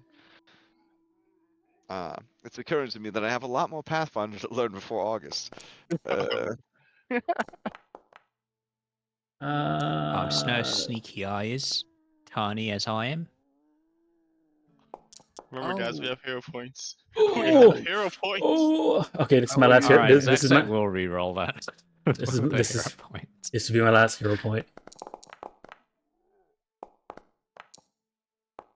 Guess we're stuck with our second one then. I believe you. I don't think you can keep hero pointing the same roll. I think you can only hero point a roll. Yeah, once, you can if never have hero lots point of it. hero points. Mm-hmm. All right, so what are we looking at? In 11, all right, so you would, yeah, and then you re-rolled, you got a 14, so that's pretty good. 26 is fantastic, 14, and then you re-rolled into a 26. Okay, Yeah, so you guys make it across the street. The sounds of flamethrower and shotgun distracting them, and you make your way. You can move freely. Right now, So the front doors are here. Oh, over there. Yeah, but there is a side porch that you could go in, and there is a second floor, but there doesn't seem to be any outside stairs that would lead to it. Want to go to the side? Maybe or go to the front. Side. Side. Front's more likely to be crowded, it is. Oh, we can look into the windows here. Oh, there's plenty of zombies. We just Right. poke our heads slowly. Just above let me just know s- when you want me to light the fuse on this All dynamite. right, so as you look in the window, Zinderel, you can see a very fancy zombie. She has a fancy hat and a fancy dress, and she's got those arm-length gloves. And you recognize her from some of the adverts that you've seen for the play. It is Melsa Adthistle. You also see a big boy, a very big boy. His body seems to be warped and twisted by necrotic magic. And the two of them stand before some sort of magic circle that above it is swirling a vortex of negative energy. She'll like tap Zats by the shoulder. Zat, come over here. Right? yeah, I see that too. Can See we what I'm seeing? make some Oh, yeah, I see knowledge that. skill rolls? Yeah. Yeah, you can make some knowledge checks, sure. I'm not sure what, just so we can. Ah, even as a So zombie, she looks let beautiful. me see. Let me see here. What am I trained in? Well, kind of. So your general take is that on the first floor, which is to say the floor that you can see, there are 4 shambling zombies, 1 plague zombie, 1 big boy, and 1 Melsa Aldthistle. Is it possible to do a recall knowledge about like the warping that's on that guy? That would also be covered under religion because it would still have to do with negative energy and Okay. the rite that has been performed. All right. Not trained, but here we go. Okay. Now keep in mind that I am going to provide false information on a critical failure. Yep. Okay. And so you know there's what? no way up to the second floor, right? Inside the building there are stairs that lead to the second floor, but you don't have any from the outside. Does anybody You know could what always try to climb up if you wanted to. Does anybody know what that floating negative energy font is about? Doc Featherton, you got no clue what's going on there, but you know it's bad. All right. I don't know. I have no clue what's going on there, but I know it's bad. Yeah. Got a bad feeling If you about had this, if you Booker. had to render a guess, stepping into that circle would definitely turn you into a zombie. And it's probably the source of the curse that has afflicted these people. Ooh, Booker, taking that knowledge and running with it, you get a feeling that, since that is the stage, that whatever transpired here tonight, maybe the play was a cover for a ritual of some kind that has afflicted all of the patrons of that establishment. And that since the ritual is still going on, it could be the source of why the plague is spreading so quickly. Looking in there, I do see that there's a door in the back. There is a back door Hey. It looked like and a piano. the big guy and the lady are performing the ritual still. Is that what he It said? looks like they are guarding the magic circle. We go to the back Okay. door. So Okay, wait. To one of you, I'd like to get a vantage point so I can. It also Describe? looks like that the 2 that are guarding the portal seem to be a bit less mindless than the others. Like they seem to have a bit more of a bit more autonomy, and that the remaining 5 zombies are sort of under their control. Maybe if we climb the walls to the second floor. is there any windows above us? Let me check. Yes, there's 2 big wide double windows right above you, like directly above you. Booker, can you help me up? Sure. Is this an aid check? Yes, this is an aid check, and I am using the optional rules where aid checks don't suck at low level. So essentially, if you make the check at the DC that needs to be made to do the fucking check, then your ally would benefit from it, from the benefits of the aid. And if you were to critically succeed, they get a +2, and if you regularly succeed, you get a +1. Yes, Justinian, this system is that mean. There's no just like I help you, and it's like friendship advantage. You try incredibly hard to only get like a +1 bonus to someone. It is that crazy. Athletics check to help him. Yep, athletics check.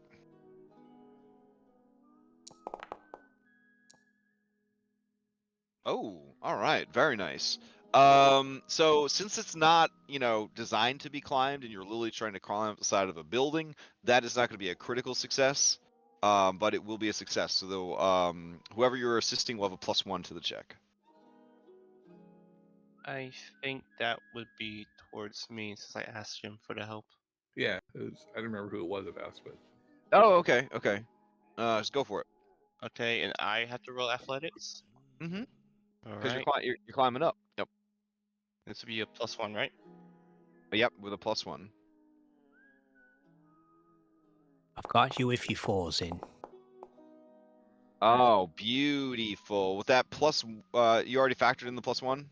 Yes, right Yeah, there. circumstance. Okay, so it's not a critical success. I had set the DC at a 15. But you do climb up. So I will put you on that second floor. So let's see. I can figure this out. You can change Raise your their elevation heights. to 10. Yep. And then I move you in the window. Bloop. Oh. She'll poke her head back out. Guys, it's pretty empty. The closest flare. I mean, Oh. story-wise, the blood is just covered in gore and like viscera, and there's definitely been signs of a struggle. But yes, it is clear. Yep. I hope none of you ate. She'll call over to Zach to come up. Okay. I had some stews for breakfast this morning. Oh boy. So are you doing anything now that you're up to aid the others in their climb, or is everybody kind of on their own with this DC 15 to climb up? Are we going out there, Booker? Are we splitting? what do you Get think? them on 2 front. Ooh, get them on 2 fronts. Get 'em on Dang. 2 fronts. 'Cause I'm better up close. Okay. Yeah, me too. I like You to wanna go stay around afar to the- personally.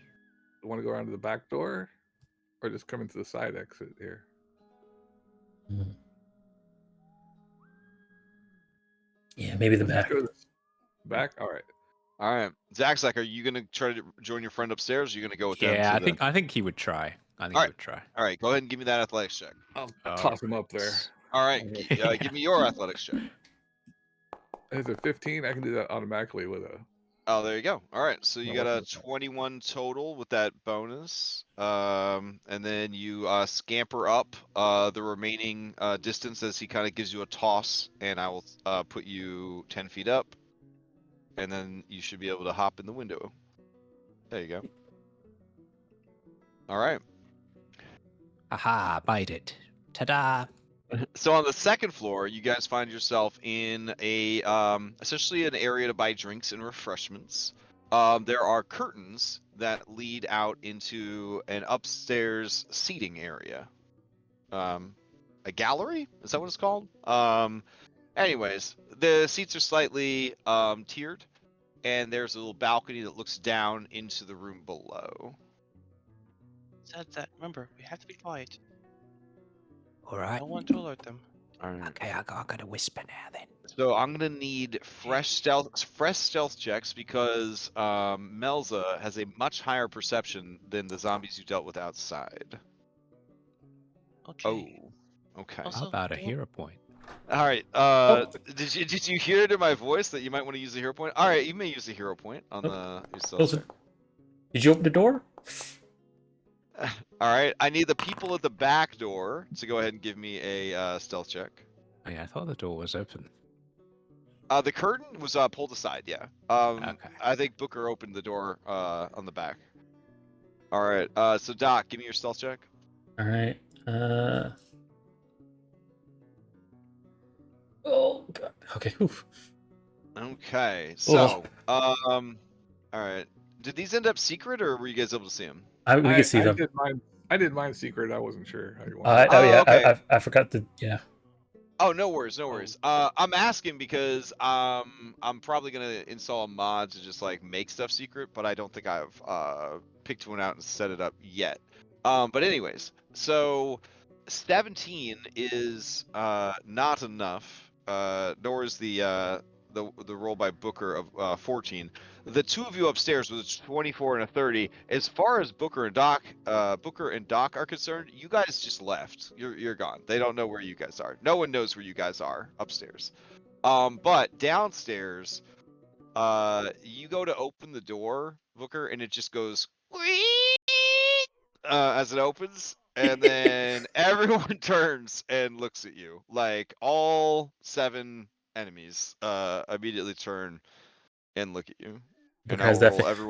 I'll roll everyone into initiative. They see Booker open the door. He just has that face, that smile, that shifts his art. Has that face. Oh god.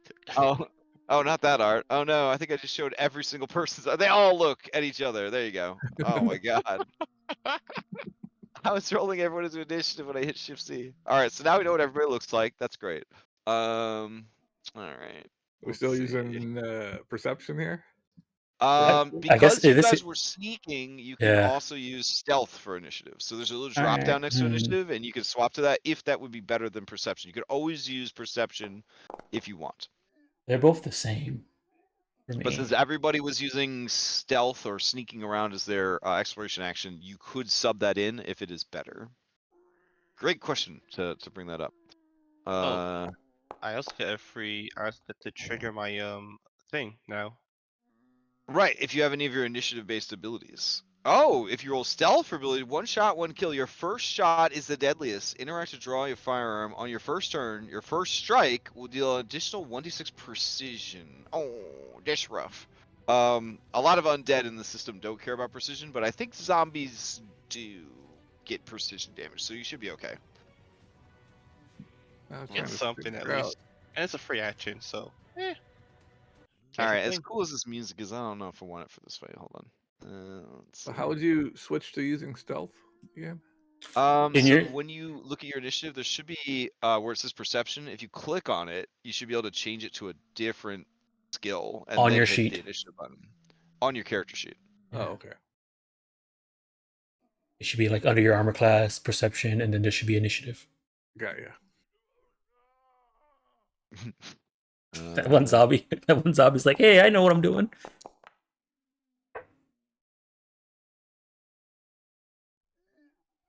All right, we'll do this music instead. There we go.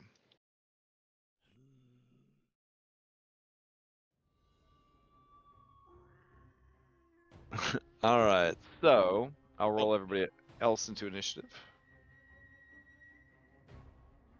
Oh, sorry. There was a plague zombie. I guess it was hidden. There you go. My bad. All right. I described a plague zombie, I think, but I thought it wasn't hidden. Okay. Here we go. If I hold down Shift and then hit Roll All. Hey, there we go. Excellent. All right. Begin the encounter. Melsa has won the initiative. She turns to all of you, and she says, ah, more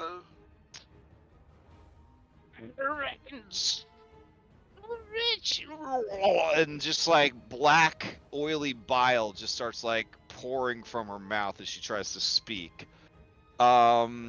She begins to call forth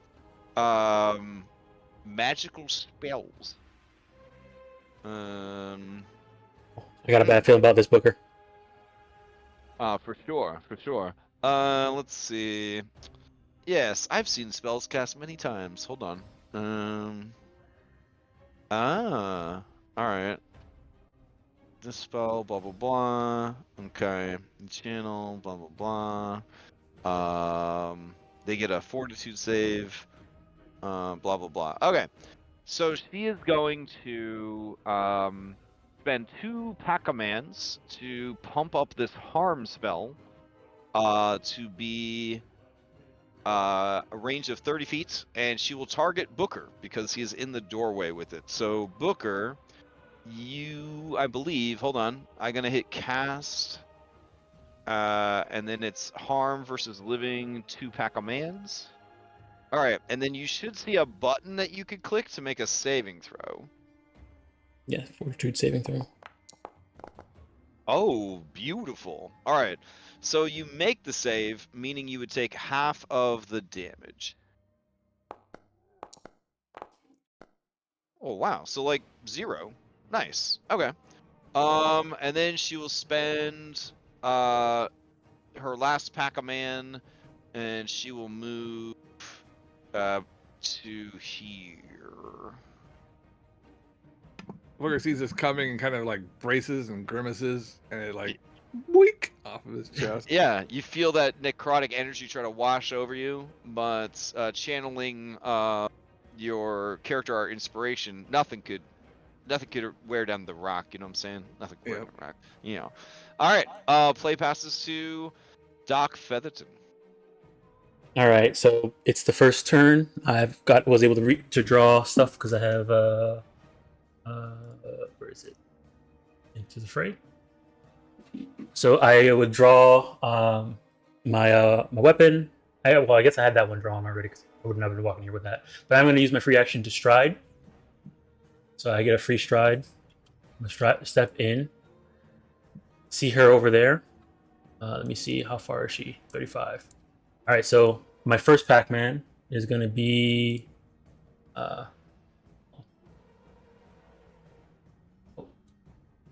why is it not? Can't stuck Oh, let me see what they did with the walls here. There shouldn't No. be any walls that have you stuck. No, like I'm stuck measuring. I can't stop measuring. It won't let me click on anything. Oh, Okay. just try refreshing. Okay, here. Yeah, let me do that real quick.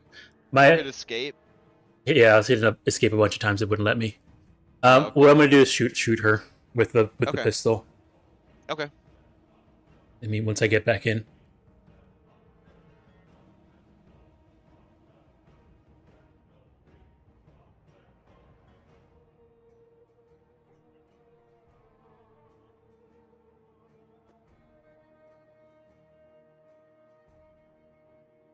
Sorry, still getting in. There. Okay. You know, I'm kind of liking the levels. Alrighty. So yeah, let me go ahead. Is it working better over here than it was in the the bar? I can still see them from where I am, but if they're like if there's like a balcony, I guess that's what it's trying to do to simulate. Okay. All right. So here's a shot. Oh damn! All right, that is another critical hit. Right. Critical damage. All right, 14 damage. All right. And then last, I'm gonna go ahead and throw the Tanglefoot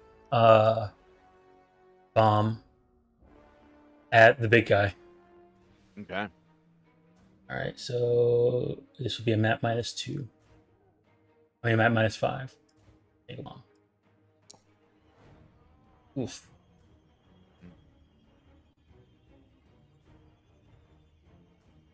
But it missed. All right, so that was Pac-Man 1, Pac-Man 2, Pac-Man 3. I'll stride back outside and get behind Booker. Okay. Could I just noticed that I need to have the alchemist fire and stuff prepared, could I have that in my hand instead of 2 hands on my shotgun type of thing? You know what I mean? Or Yeah, open the yeah, door? yeah. So normally in like in Pathfinder, I think they have, and we're all still learning the system. You always want to kind of have that sort of information out. But yeah, since we're all like just kind of casually learning the system stuff, sure, yeah. But it's real strict about like item interactions and what you have in your hands and what you don't have in Right. your hands and that sort of thing. And having free hands available is like a huge kind of thing. But yeah, if you want to have, you would need a hand free. This sounds crazy, but you would need a hand free to open the door. And so, if you wanted your other hand to have the bomb, then it could, but then you wouldn't have had your gun equipped essentially. Does that make sense? Uh-huh.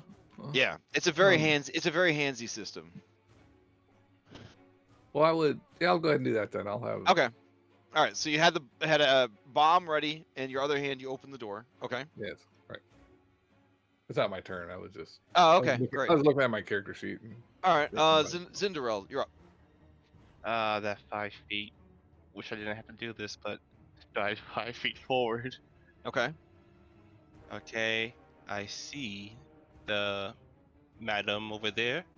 Mhm. She's going to close one eye, sprint with the other, tongue out, take aim, scope ready on the dome, and she's going to fire the second action. All right. Oh, was I meant to roll initiative? I don't think that's. Sorry. Oh shit! All right. Are you not in initiative? Oh, okay. Hold on. Yeah, I thought because we were in stealth mode. Bloop. There you go. There you go. We'll just get you in there. Oh, all right. We'll have to delay you. There you go. No Okay. worries. All right. Shit. That's a critical hit. What's the damage? All right.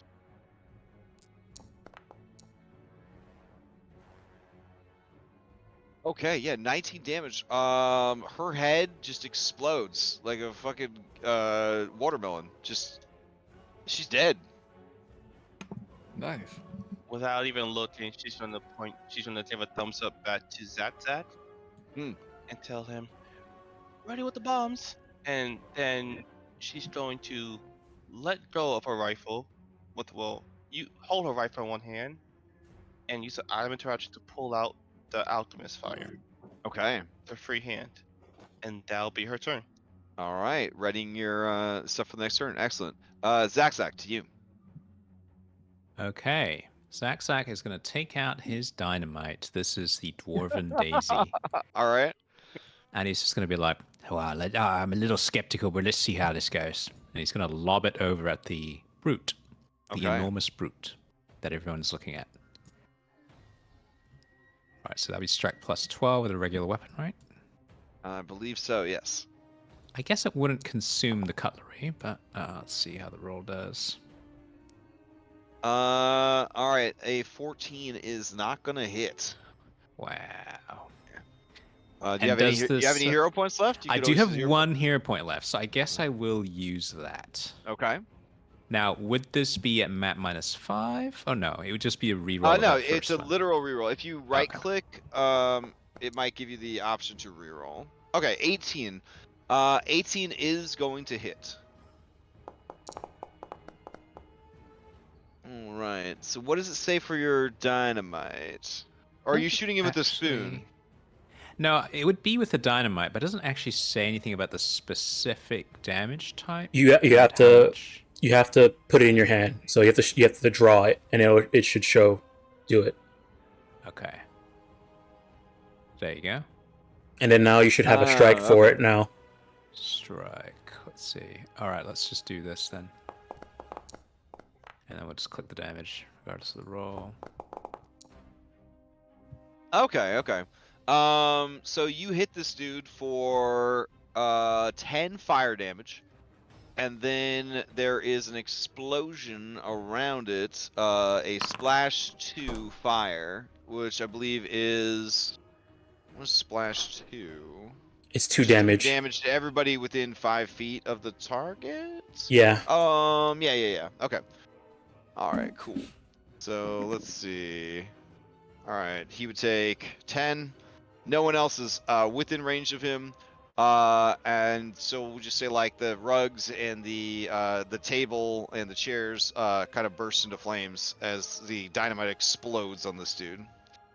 This right. also says the target needs to make a fortitude save or be dazed for 1 round. Oh, all right. Let's At see. the top of it there. This is effects. Oh, I see it. All right, and I can just click that fortitude save while controlling the monster.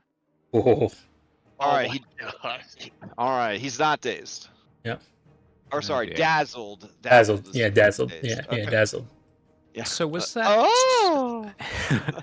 Was that 2 actions then? 1 to draw and then 1 to fire? Throw it. Yep. Correct. Yep. Okay.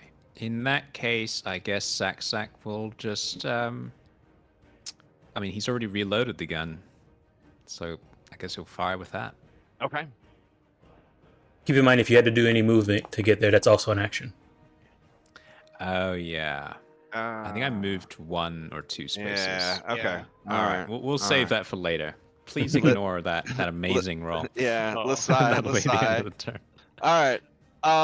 Let's see. Play will pass to easygoing, medium, undead. Oh my god, I've got to like teach this stuff not to say all the modifiers of the creature. All right. Let's see. All right. So easygoing. Yeah, sure. He don't know any better. He's just gonna move. 25 feet. There we go. And then he'll move another 25 feet. That was him All molding just now. Yeah. Booker, to you. Yes. I'm afraid there's a dog barking in the background. Hope you don't hear that. No, you're good. You're good. Let me see. This guy ruined my plans stepping up there like that. Can I throw the alchemist fire over his head? Yeah, I think he would just provide some essentially soft cover to this guy, but yeah, you could do it. So the range increment for the alchemist fire is 20 feet, it says. It looks like he's 30 feet away. Sorry. Correct. So let me see here. Inventory, alchemist fire. There is an action you can do called tumble through if you want to push past somebody. Yeah. You can no, one of them is like them's physical, like pushing people, and then one of them's like tumbling. Well, pass through. So not pushing him out of the way. But if you just want to yeah, move through him, you could do a tumble through. It's a dexterity acrobatics check, and you just move through as difficult terrain. Sure. It's I'll one give that a action try. if you want to do that to get in. Yeah. Sure. Acrobatics roll. Yep. All right, I'll post it up for you guys so we can see the rules. Oh no.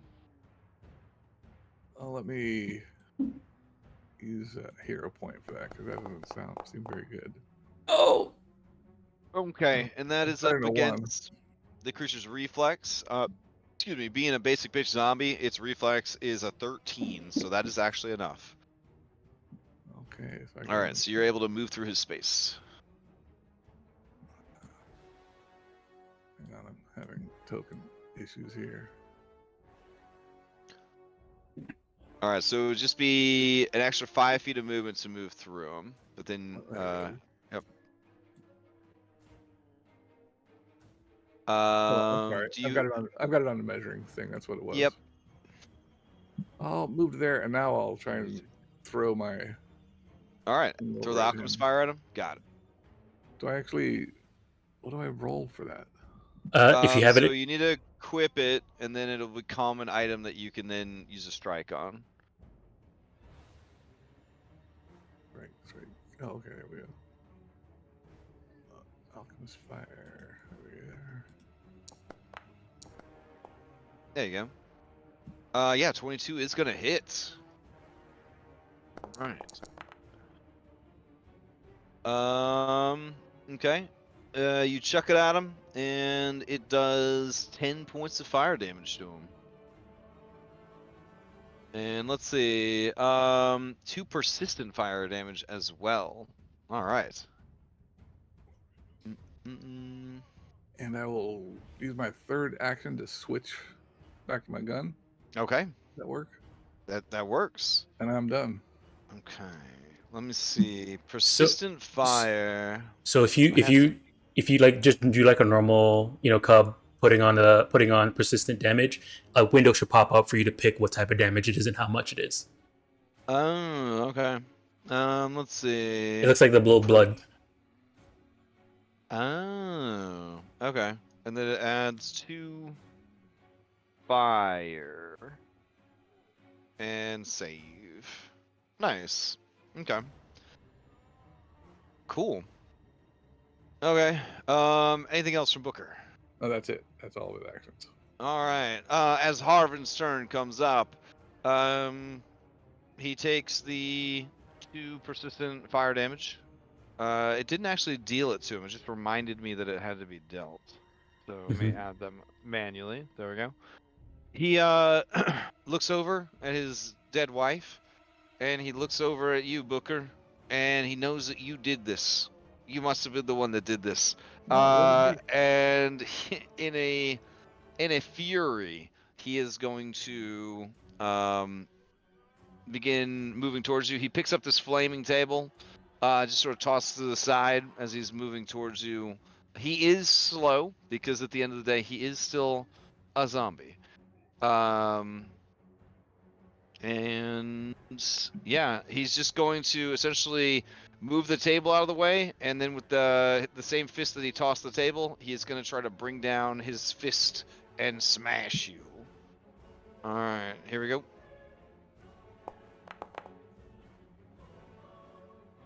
Uh, 24.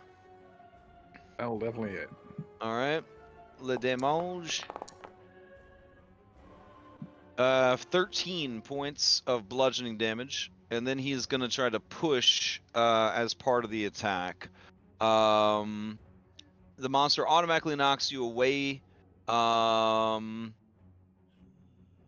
right, so yeah, you get knocked 5 feet back. So he'll actually slam you because it's more cinematic into this piano. So he hits you super hard, and then you kind of fly back from the punch, and then you hear the, dong of like you like hitting all the keys at once on the piano. And then he lets out a mighty roar, and then Donkey Kong style, he fucking pounds his chest and he slams his fist in the ground. And then that is the end of his turn, and no, now he takes the persistent damage. Oh. I guess Wait. does persistent damage go at the end of your turn, or It's not supposed to. It's supposed to be at the beginning. But he does clear it, so that's cool. Man, I wish fucking Nomomile could do that. Fucking. Anyways. All right. Liberal plague zombie. They have no idea that there are people upstairs. They don't got the brains for that kind of strategy. They know that the boss is dead and the other boss is mad at this guy right here. So that's who they're going to deal with.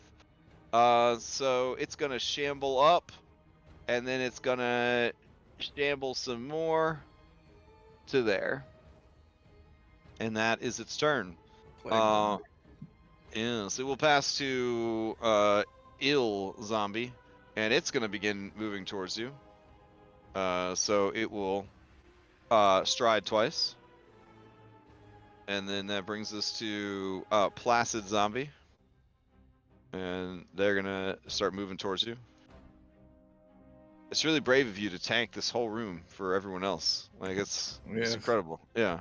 Worried is going to start heading towards you. All right. Top of the round, Doc. all right? Let me see here. Taking out their healer in the first round was huge. Like I think you guys got this. Like, All right. You guys got this. First thing, I'm gonna peeking in. Oh crap! Look. All right, she's gonna move. She's gonna stride over to here.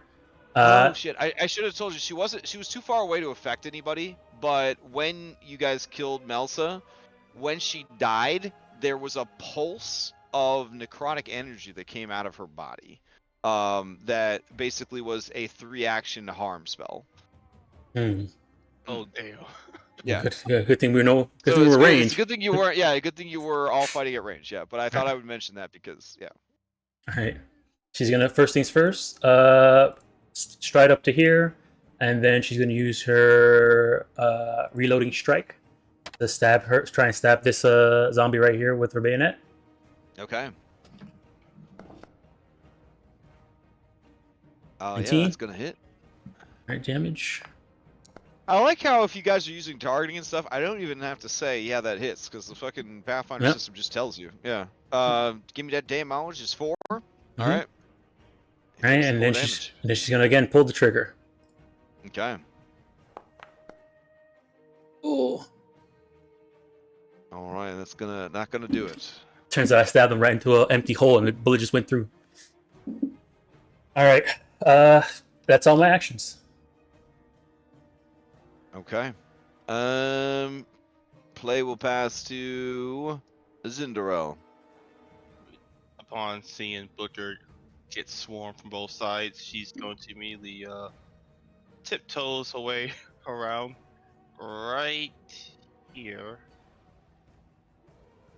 Gonna look over the balcony, sees a big zombie, and she's going to toss as a first action the. Why isn't? Oh, he's going to toss the bomb at the big guy. Okay. Hopefully it hits. Oh my god. Yeah, that critically hits. Alright, give me that damage. Why can't I roll this well in my other games? You roll pretty well in our other games. Oh my god, 24 points of fire damage. Alright. 4 persistent. And 4 persistent. And that guy comes back from Safari, he's gonna be upset.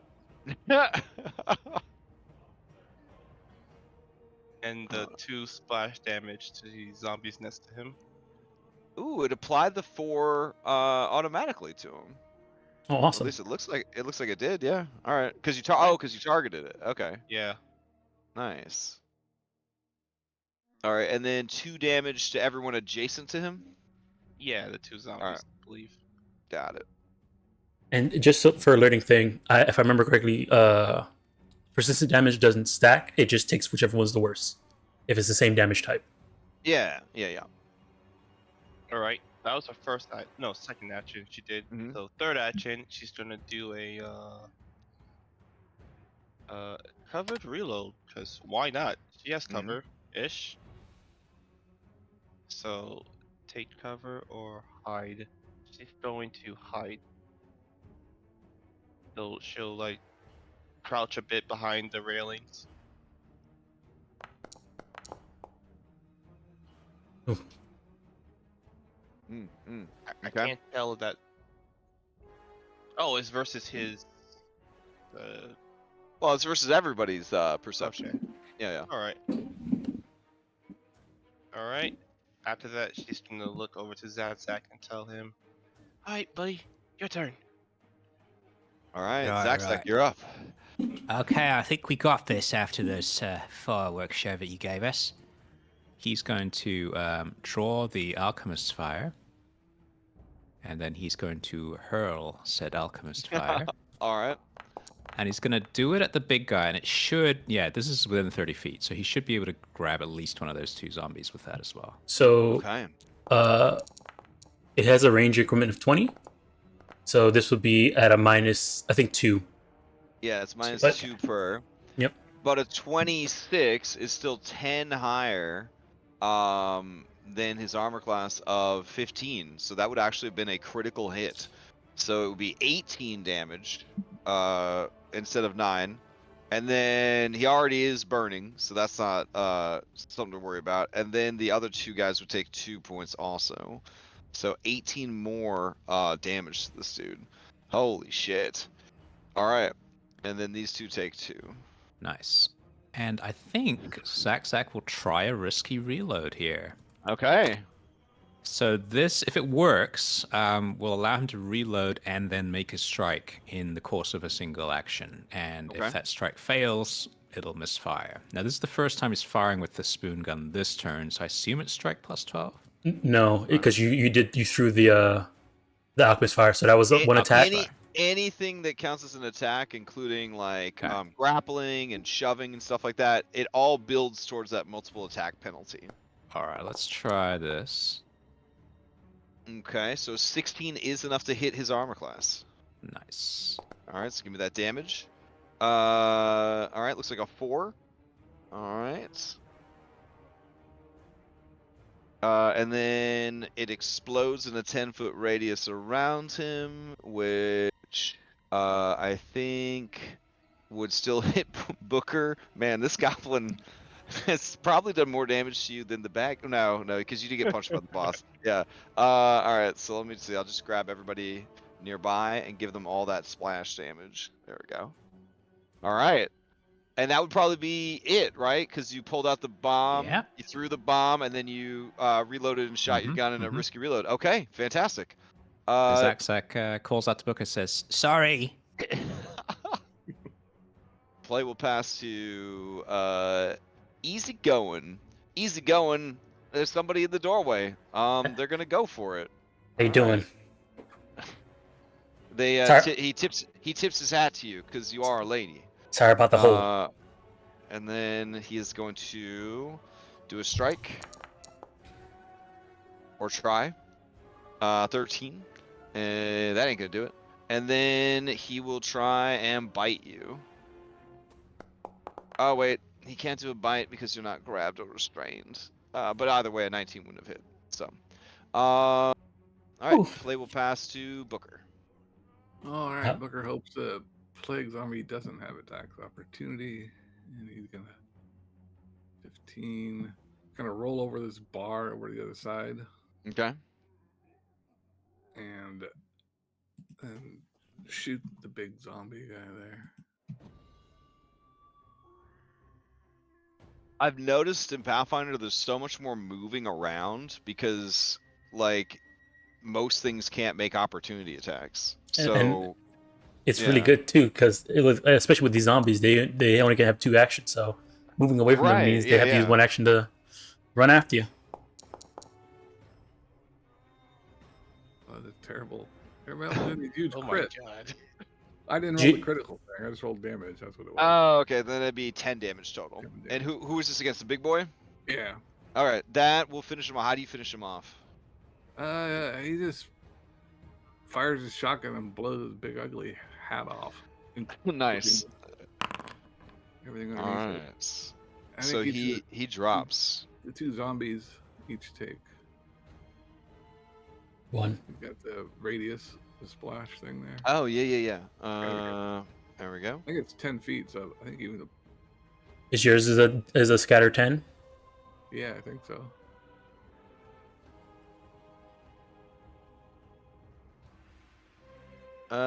Let's see. Yeah, it is. It does say scatter. Dwarven scattergun, scatter 10. Yeah. Yep. All right. So as you blast this dude's hat and the top of his skull off, he staggers left and right and then falls down dead. In that moment, the remaining 5 zombies all sort of stiffen and sort of stand up straight, as if like some kind of tether or connection has been broken. And then they immediately just sort of hunch back over, and they seem to be more feral and uncontrolled. All the while, you see this vortex of negative energy just continue to kind of swirl above the magic circle that has been carved into the stage. All right, well, I have 1 action left. Can I hide behind this? Yeah, since it provides a blocking vision between you and the creatures you're trying to hide from. Yeah, go ahead and give me a stealth check. There you go. That'll be it for me. Okay. They stare blankly at where you used to be, bamboozled, unsure where you are now. You are now, God, what state of hidden is that? I think that's just hidden. Yeah, hiding gives you hidden. Yeah. Yep. So they know you exist, but they need to figure out, are you really behind the bar, or did you duck down behind the bar and then move, or did you like have a trapdoor in the floor? So essentially, they know you're there, but they can't see you to draw line of sight to you. All right, then liberal plague zombie. Oh well, she'll just go and attack the dock. So she's gonna move Oh in. no, not good. And she will try and bite at you. Nope, she can't because she also has to grab you. All right, she will just try to grab you. Here we go. Oof. All right, that is going to be a miss. And that is her 2 actions, to move and try to bite. All right, that brings us to ill, medium, undead. He doesn't know where you are, but he knows you went behind the bar. So he's just going to climb up and over the bar to try and find you. And he does. So he's going to plop down on the other side. And then he will try and hit you. All right, here we go. And that is going to be a miss. Let's see. Play will pass to Placid. Let's see. Placid sees that there's some action going on over here. It will climb up onto the bar, and it will try to attack you as well. Here we go. That's a hit. All right, so that would be a hit. He cannot grab because he doesn't have the action economy to do so. So it is 9 points of bludgeoning damage. Alrighty. All right, and then they will pass to Worried. Worried sees that there is some action over there. You do have cover from the bar because you're kind of ducking down behind the bar. You're hidden from it. They're fighting you, but there's somebody right there. So he's just gonna move into the door, and he's gonna try to attack the dock. All right. So here we go. Let me check. Is this range attacks only? Yeah, it's range attacks. Okay, never mind. That's gonna Yep. be a 20. That hits. All right. Damage. Alright. 5 points of bludgeoning damage. All right, take it. All right. Doc, to you. All right. Item rat, close this door. All right. Fair enough. All right. Next action is striding Okay. around here, and then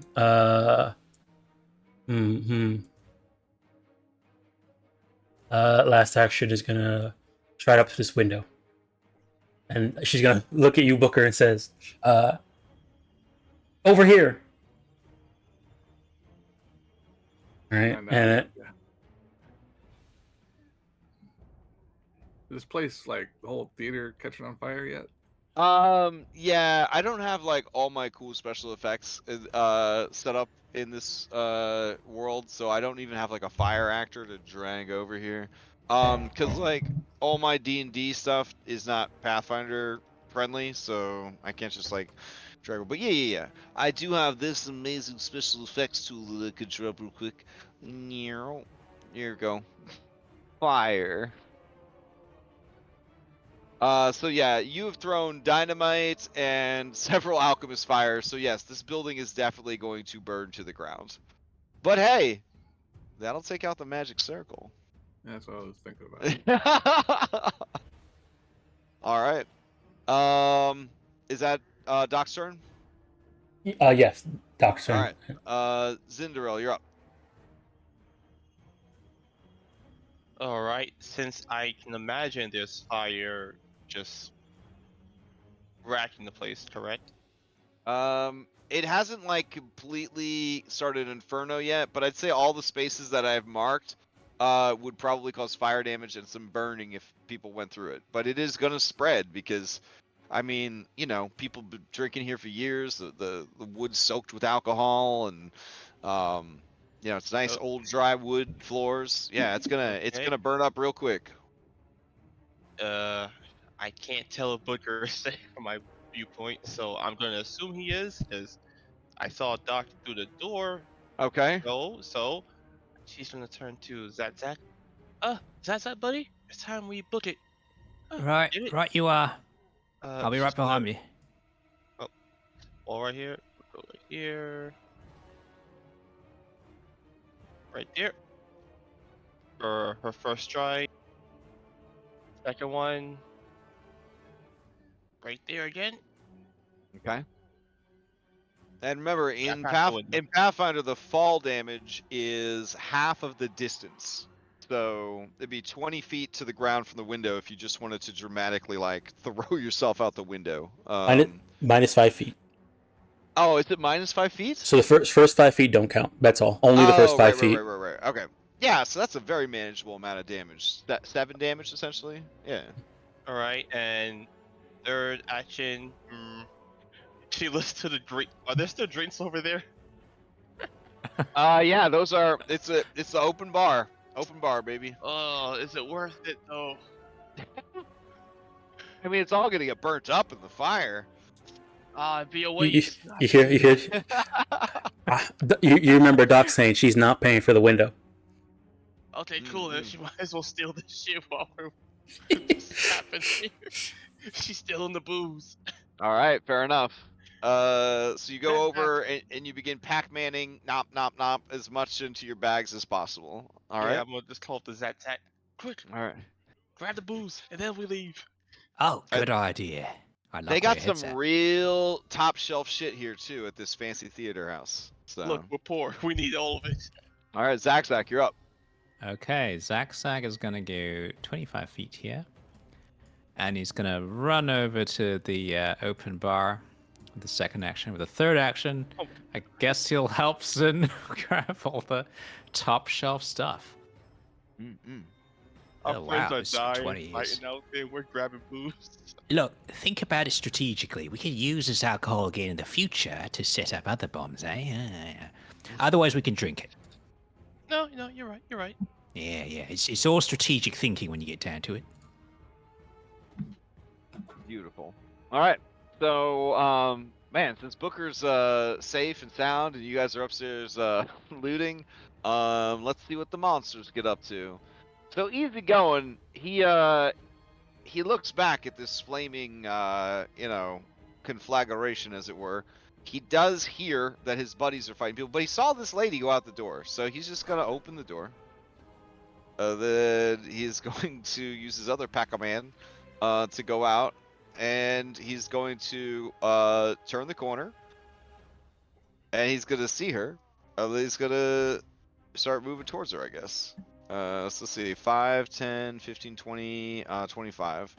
I'm having some weird issue where my dudes aren't like aligning to the grid properly. It's kind of weird. Yeah, mine was doing the same thing. Yeah, it's very strange. If I use the arrow keys though, it seems to snap it back into place. So that's cool. All right, Booker, to you. Yeah, the place is burning down.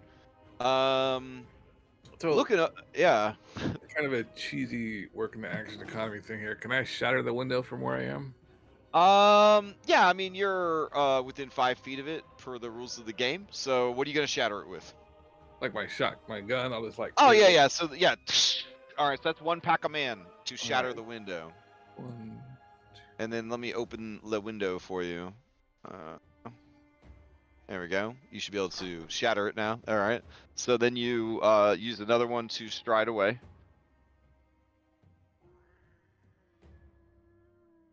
That one zombie's like, where are you going? Oh man. yeah, I'm gonna head on down here. yeah. All right. Fair enough. And I'll actually take a shot at this guy here since Oh, Oh. very cool. Okay.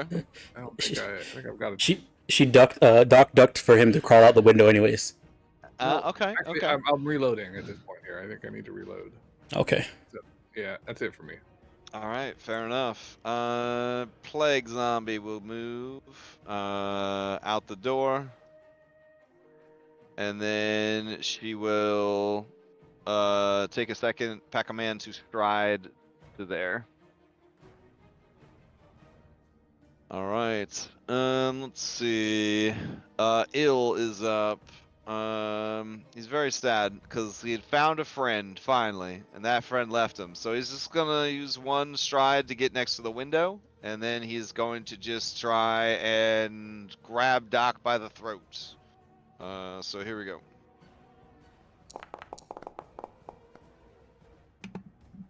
That's gonna hit. Yep. I believe.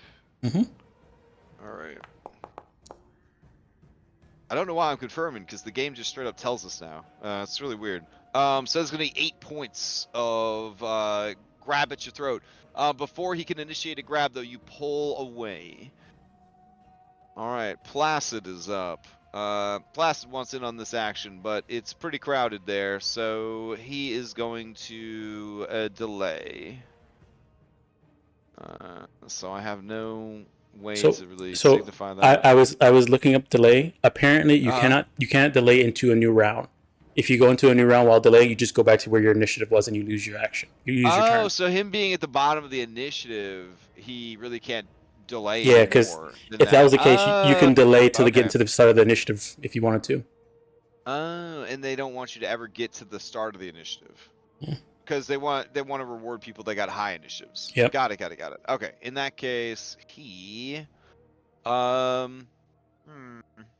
mean, there's another window. Sure. He'll walk up to this window and he'll smash this window open. That seems like a plan. All right. So that's 1 Pac-Man, 2 Pac-Man, smash window open. All right, worried is up. He is worried. That's a lot of fire. He is going to safely and calmly exit the building. And then he is going to take a second action to stride over to the dock. All right. Meanwhile, upstairs, they're just having Toys R Us free-for-all shopping spree. Doc, to you. All right. She's going to tell Booker, they're kind of slow. Let's get around to the front. Right. All right, and she's just gonna stride 1. Oh hey, and she's gonna tip her salute her sword to the guys out the window. Oh yeah, yeah. He tips his hat to you because you're a lady. All right, and then she's gonna stride number 2, and then stride number 3.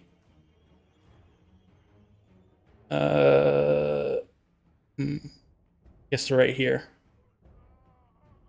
All right. So as you get there, you can see coming down the road from off map are the shield marshals. They are armored up. They've got their fucking flamethrowers, and they're like torching zombies on the way to your location. You hear gunshots going off. They're shouting commands at each other, and like behind them, you see like a massive like clockwork automaton that's just gonna like and like steam's coming out as it goes, and it's just like manhandling zombies as it makes its way towards your location. All right. She's gonna yell back over to Booker. Says, "It looks like the cavalry's here." All right. Zin upstairs. All right, after collecting as much as she can, she's gonna go Zatzak, to the window. To the wall. All right, you are. She's Sure you don't want to get everything? Yep, I got everything I can carry. And All she's right. going to immediately run, jostling the mini bottles in the pockets out the door through this side. Okay. There's a wall here. Yeah, apparently. as you run towards that window, you do see that there are stairs that just lead downstairs to the front door. This is a western. We do Okay. it All right. traditional style. She's Fair gonna enough. crash through the window. Hope those bottles can will stay intact. I hope so too. All right. So you bust through the window. As you do, your police sense is tingling, and you do see the same thing that I just described to the dock heading your way.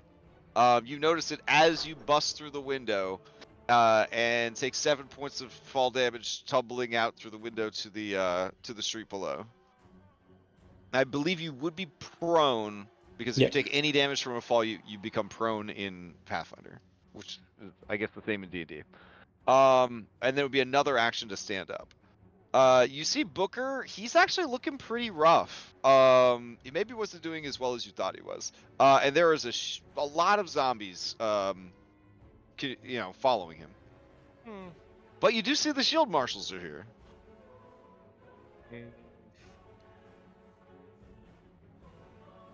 Do I help Booker or do I escape? I'm I like Booker running. enough. You say that aloud. She's gonna spend her second action to stand up. Okay. Are some of the bottles okay? Oh, yeah. I assume that you broke the bottle's fall with your own body, so. Okay, just so like one or two still intact. Yeah, sure. She's then going to immediately just point her rifle at Booker, but not at him, past him towards the zombie right behind him at work. Mhm. Close one eye, squint with the other, and take a shot at it. Okay.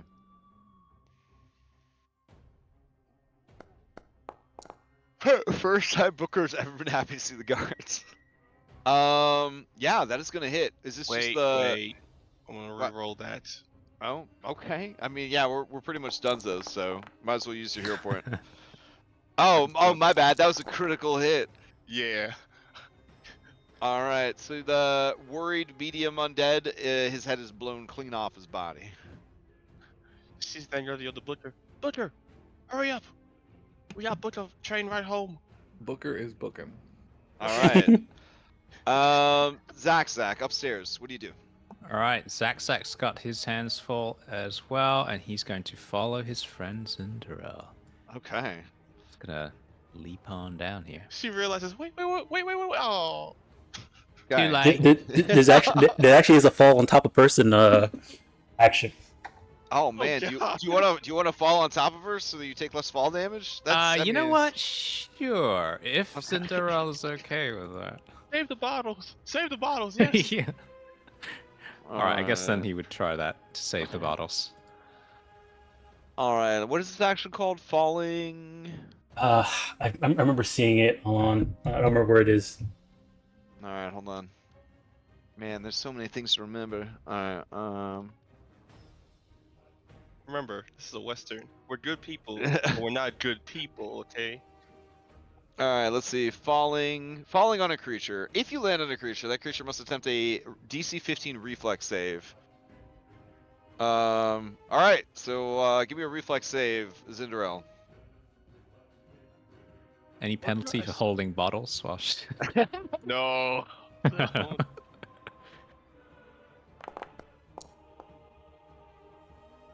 Oh. Okay. She does not critically succeed. So she takes bludgeoning damage equal to 1/4 of the falling damage that you would have taken. So I'm gonna say since you guys are allies, it will reduce the damage that you take. So instead of taking the full 7 damage from the fall, you would take math skills 6, and they would take 1. All right. And we'll say that your teamwork saved the bottles. Haha. And then an action to stand up, and then you would have one more pack of man left. All right. Zach, book it. We got save Got the it. bottles. Got it. Right. So he'll go over to there, and then 5 more feet here, and that's his max. Hmm. Oh, All look, right. Doc. Exactly. You all right? I see you made a score. Good job. We're gonna celebrate after this. I mean, I don't know if anyone else is gonna reward us for everything we've done. So. Booker, Yeah, I you don't- hear them having this conversation as this zombie rushes forward, and it is going to try and strike you one last time. This will be the last roll of the whole night. Oh, look at that! Oh. And it just face plants. And they have no opportunity attacks. You guys have 3 movements to their 2 movements, and the cavalry has arrived. We can essentially say that you guys have wrapped this thing up. And then we celebrate with booze. Now, what transpires next is kind of, it's kind of up to you guys in the sort of post-credit scene. Do you risk being held accountable for the arson of this building by sticking around and taking credit for saving everyone? or do you take advantage of the confusion to get the fuck out of there and avoid being associated with this incident? We got our reward as she jingles the bottles. Because Hey. in Alkenstar, the theater owner's a rich man, and he's gonna want somebody to be held responsible for this. Yeah, You know yeah, what I'm no. We're saying? running. Yeah, We're this is not outrunning a. the boy. Yeah, Yeah, Doc, I think we should yeah. We get here. I'm gonna. get out of here. Yeah, let's get out of here. We also got a free. We also got some free bomb. I got a free Tanglefoot bag from what's his name What too. a So what a twist! What a twist! Because you burned the building down, they'll never know that there was a magic circle there. And because you don't want to tell them that you were involved, no one will ever really know what caused the zombie outbreak. Only that there was a terrible fire that burned down the theater house after something happened inside the theater house that turned everyone into zombies. And you guys will just be heroes in obscurity. Uh, Man. Hey, guys, stop it. You're all dead. Stop it. All right. Well The done. zombies that are still up, they stop moving when the thing burns. When the circle finally is consumed by the flames, all of the zombies and the infected would kind of just fall over. Cool. And the people that hadn't been turned yet, that might have still been alive, would not turn into zombies. So you potentially saved dozens, if not maybe hundreds of people. Because, it only takes, you've seen the movies, it only takes one zombie get into a crowded place for this shit to really pop off. Yeah. So had you not destroyed the circle, even the guards and other adventurers in the city might not have been able to contain this thing. They probably would have, barricaded off a few blocks and just napalmed them. Whether my you were, God. whether you were a zombie or not. I mean, again, they're very close to Neb or whatever, and so like a lot of like, undead, anti-undead training in their militia, but and a lot of napalm on hand. Whew. All right. Well, you did it, and you did it really well. Like zombies, very easy to get crits on. That's gotta be a very satisfying monster to fight. so Yeah. the gunslingers have the fighter thing where they have an extra +2 on their gun shots. Oh, very nice, very Yeah, nice. Yeah. and That guns are just was really deadly when they very crit. cool. Yeah, that was very cool. Very, very cool. Whew. All right. Yeah, Um. Booker wasn't doing a lot of damage, but he managed to do some tanking, I guess. While Well, he definitely did some tanking. the He others were definitely. sniping him. Yeah, both combat encounters, he was tanking like a champion. Oh man. All right. Well, I do want to point out that all of that you just played, somebody just posted this as a Foundry module for free up on Reddit. They made maps for this adventure. They set the maps up in Foundry, and they just put it up there for the whole community to use. So absolute champion. Yeah, I thought I was gonna have to do a lot of prep for this adventure, It's and awesome. out of curiosity, I just decided to check if anybody had done the work already, and yeah, it was already done. So it was very, very pleasantly surprised by that. Yeah, running it made me realize that playing it, I definitely rely heavily on my GM to sort of fill me in on the rules as I go. I feel like I have a lot more learning and studying I need to do before August. There's just a lot of small little nuanced things.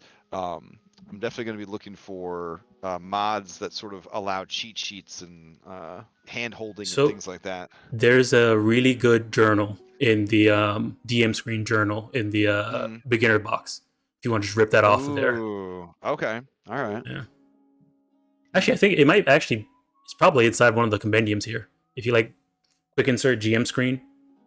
Yeah. Let's see. Yes. GM screen. Yeah, there it is. Okay. Oh shit. Yeah. That is fancy. I feel like this should just be available for everybody, not just the GMs. Yeah, I can see it. I was able to search it too with quick insert. Oh, beautiful. Okay. Yeah. All right. And then that can we drag all that into chat? Explore activities. No. But if I click it, it should just go to chat. No, Oh, takes me to a text page. You might have to If it import it helps you- first. Oh, you're right. You're right. Okay. If it helps you crash for your monsters, you can still use the basic action macros for them, I Mhm. believe. Oh, nice. So you So don't yeah, have to keep searching for them every time. Yeah, that would be it's part of the workbench mod that you have. You should have like Mm. basic action macro. I don't think we can have access to it, but I No, think I you have do. access to it. Oh, you do? Just drag and drop to my hotbar. Oh, I yeah, wasn't I able to see get it. it. Basic action macros. Dragging it to the hotbar. I tried quick Oh. inserting to get it. I couldn't find it, but you probably have to just go to the compendium then, right? Oh, beautiful. All right. hmm Man, that would have made my life a hell of a lot easier. Let me post this in for everybody to see into chat. I think I have the ability to post in the chat. Here we go. Yeah. So once if you Yeah, need some help, look at that. You hit one button and all of these like options show up for you. all the basic actions. Yeah, So you don't have to have them absolutely. on your sheet. Yeah. All right. Yeah, And they they even got a lot. highlight what you have expert in is purple. If you're trained in it, it's Mm. blue. Nice. Can you set up a journal entry as a hotbar button? Oh shit, you can. Nice. Yep. Just hit a button on the hotbar, it opens up the GM screen. Beauty. That's how it's set up in the beginner box. They automatically put macros on your Nice. hotbar, and one of them is the GM screen. Awesome. Okay, nice. Well, I appreciate everybody taking time on their Saturday night to play this one shot with me. I definitely wanted to sit down and kind of practice with the rules and the system as a GM. I have to say, I'm pretty impressed. I'm pretty impressed with it. It's not nearly as hard as I thought it would be. And I feel like it's just going to take some practice and some repetition. Yeah. But loving a lot of the convenience features of it for sure. And I don't know how fast things felt to you guys, but I did feel like the knowing what your actions are, like, and you having those three actions, you have like some versatility, but the turns, because you only have three actions, they do kind of go pretty quick. Mm-hmm.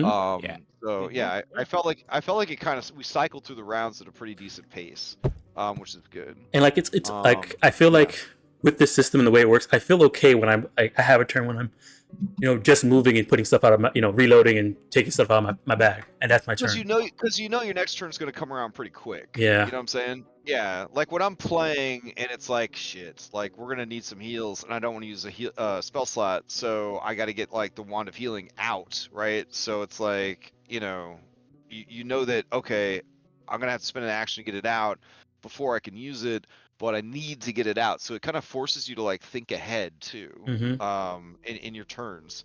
So it's pretty neat. Yeah, I'm excited. Yeah, I liked it. Thank I you for think the one jamming, thing Josh. that really immersed me into the system is that the whole free hand, you need a hand sort of thing they got going on with the action economy and whatnot. Because Yeah, it's very realistic when you think about it. Like you need an open hand to well, grab something out, push the door open. technically, Solasta has tried to show us this. That is technically raw 5e, is you need hands to do shit. Oh But god. the community flavor of 5e is very much like, bitch, we ain't got time for that shit. And like the system isn't really like designed for us to like do that consistently. Yeah, they built this very video gamey around the idea that you do need to keep track of that stuff, and that is a foundation of like doing things in the system. It's like having the action economy tied to your hands. I do feel that it's immersive. Resident Evil games, right? Like they're always fucking up your hands. Your hands are always on screen, right? You're always handsing on everything. Like these Resident Evil people can't seem to just open a door. They got to caress the fucking door to open it. That stuff is done on purpose because you see those hands, right? And it's phantom hand, right? You see those hands and you feel more immersed, right? You know what it feels like to touch a door. You know what it feels like to push a door open, and that's why they go out of their way to show those animations. I think in a similar way, the system sort of really forces you to think about what you are doing in the world, right? Like, what are you touching? What are you interacting with? What are you grabbing? What are you able to grab? And I like it. I like it. I thought it would be very tedious at first, but it feels rewarding to do so, especially if the GM is playing fairly and they have those same limitations. Like, we survived a couple of terrible encounters just by closing fucking doors behind us, because we knew that the bad guy had to open the doors, even, and that was going to use a Pac-Man to open the door, and it was like, that's 33% of their action economy. So fucking close all those doors. And a lot of times that was the only thing that kept us alive, was just being able to slow them down with like simple things like that. Knowing that everyone in the world, everything in the world has to follow those same rules. So that was really cool. Anyways, we're past time. And it was a lot of fun, but I do have a game in the morning, so I'm gonna log off for now. I'm gonna fight the temptation to stay up all night and play more Diablo 4. Once again, thank you guys for your patience tonight. I hope the adventure was fun. I thought it was. I had a Cool, blast. I thought it was a pretty. Yeah, I Yeah, liked I it. thought it was a pretty cool. Pretty I'm cool one. so looking does. forward to even if I don't get in or not, I'm so looking forward to watching or playing in Alkenstar. Yeah, yeah. Like the campaign. I haven't read the whole thing. I read the overview of the whole thing, but I haven't like dug deep into it. It's really good, and I hadn't watched Deadwood yet when I started reading it, but like one of the main bad guys is just a halfling version of Swearinger, and Gosh. it's like he looks like him and everything. Like it's Nice. incredible. I was just like, oh man, that's hilarious. I didn't get the reference when I was reading the adventure, but then when I watched the show immediately, I was like, oh, I see. I see what's happening there. So yeah, it's pretty cool. There's a lot of funny and cool things in that adventure, and it does sort of have that sort of like Western crime drama meets Netflix Arcane vibe to it. So I'm very interested in how it plays out. So, and I replaced all of the horses and the cattle with dinosaurs. A Which part of me was sort of wondering, would I see a dinosaur in this one shot at some point? which broke my first rule that I wasn't going to change anything about the adventure. But I asked them, the Paizo partners Discord, if they thought that was okay, and they all thought it was a pretty cool idea. So I was like, all right, well that doesn't count then. That doesn't count. So that doesn't count as changing the adventure. They're gonna be handy Anyways, in combat, are? yeah, I mean, well, dinosaurs have way better stats than horses. That's for damn sure. Yeah. So that's going to change things up a But little bit, just a little bit. But hey, the map supports yeah. it. As I said when I was prepping for this in the stream for prepping for this one shot, I said, just because it's a goal doesn't mean we're gonna meet the goal. Just because we're trying doesn't mean we're gonna succeed. But I am gonna try to run it as raw as possible. So we'll see how it turns out. All right, night Okay. everybody. All right. Yeah. Good All night. right. Thanks, Take everyone. care. All right. Night, Bye. night. Thanks Bye. for running the game, Crash.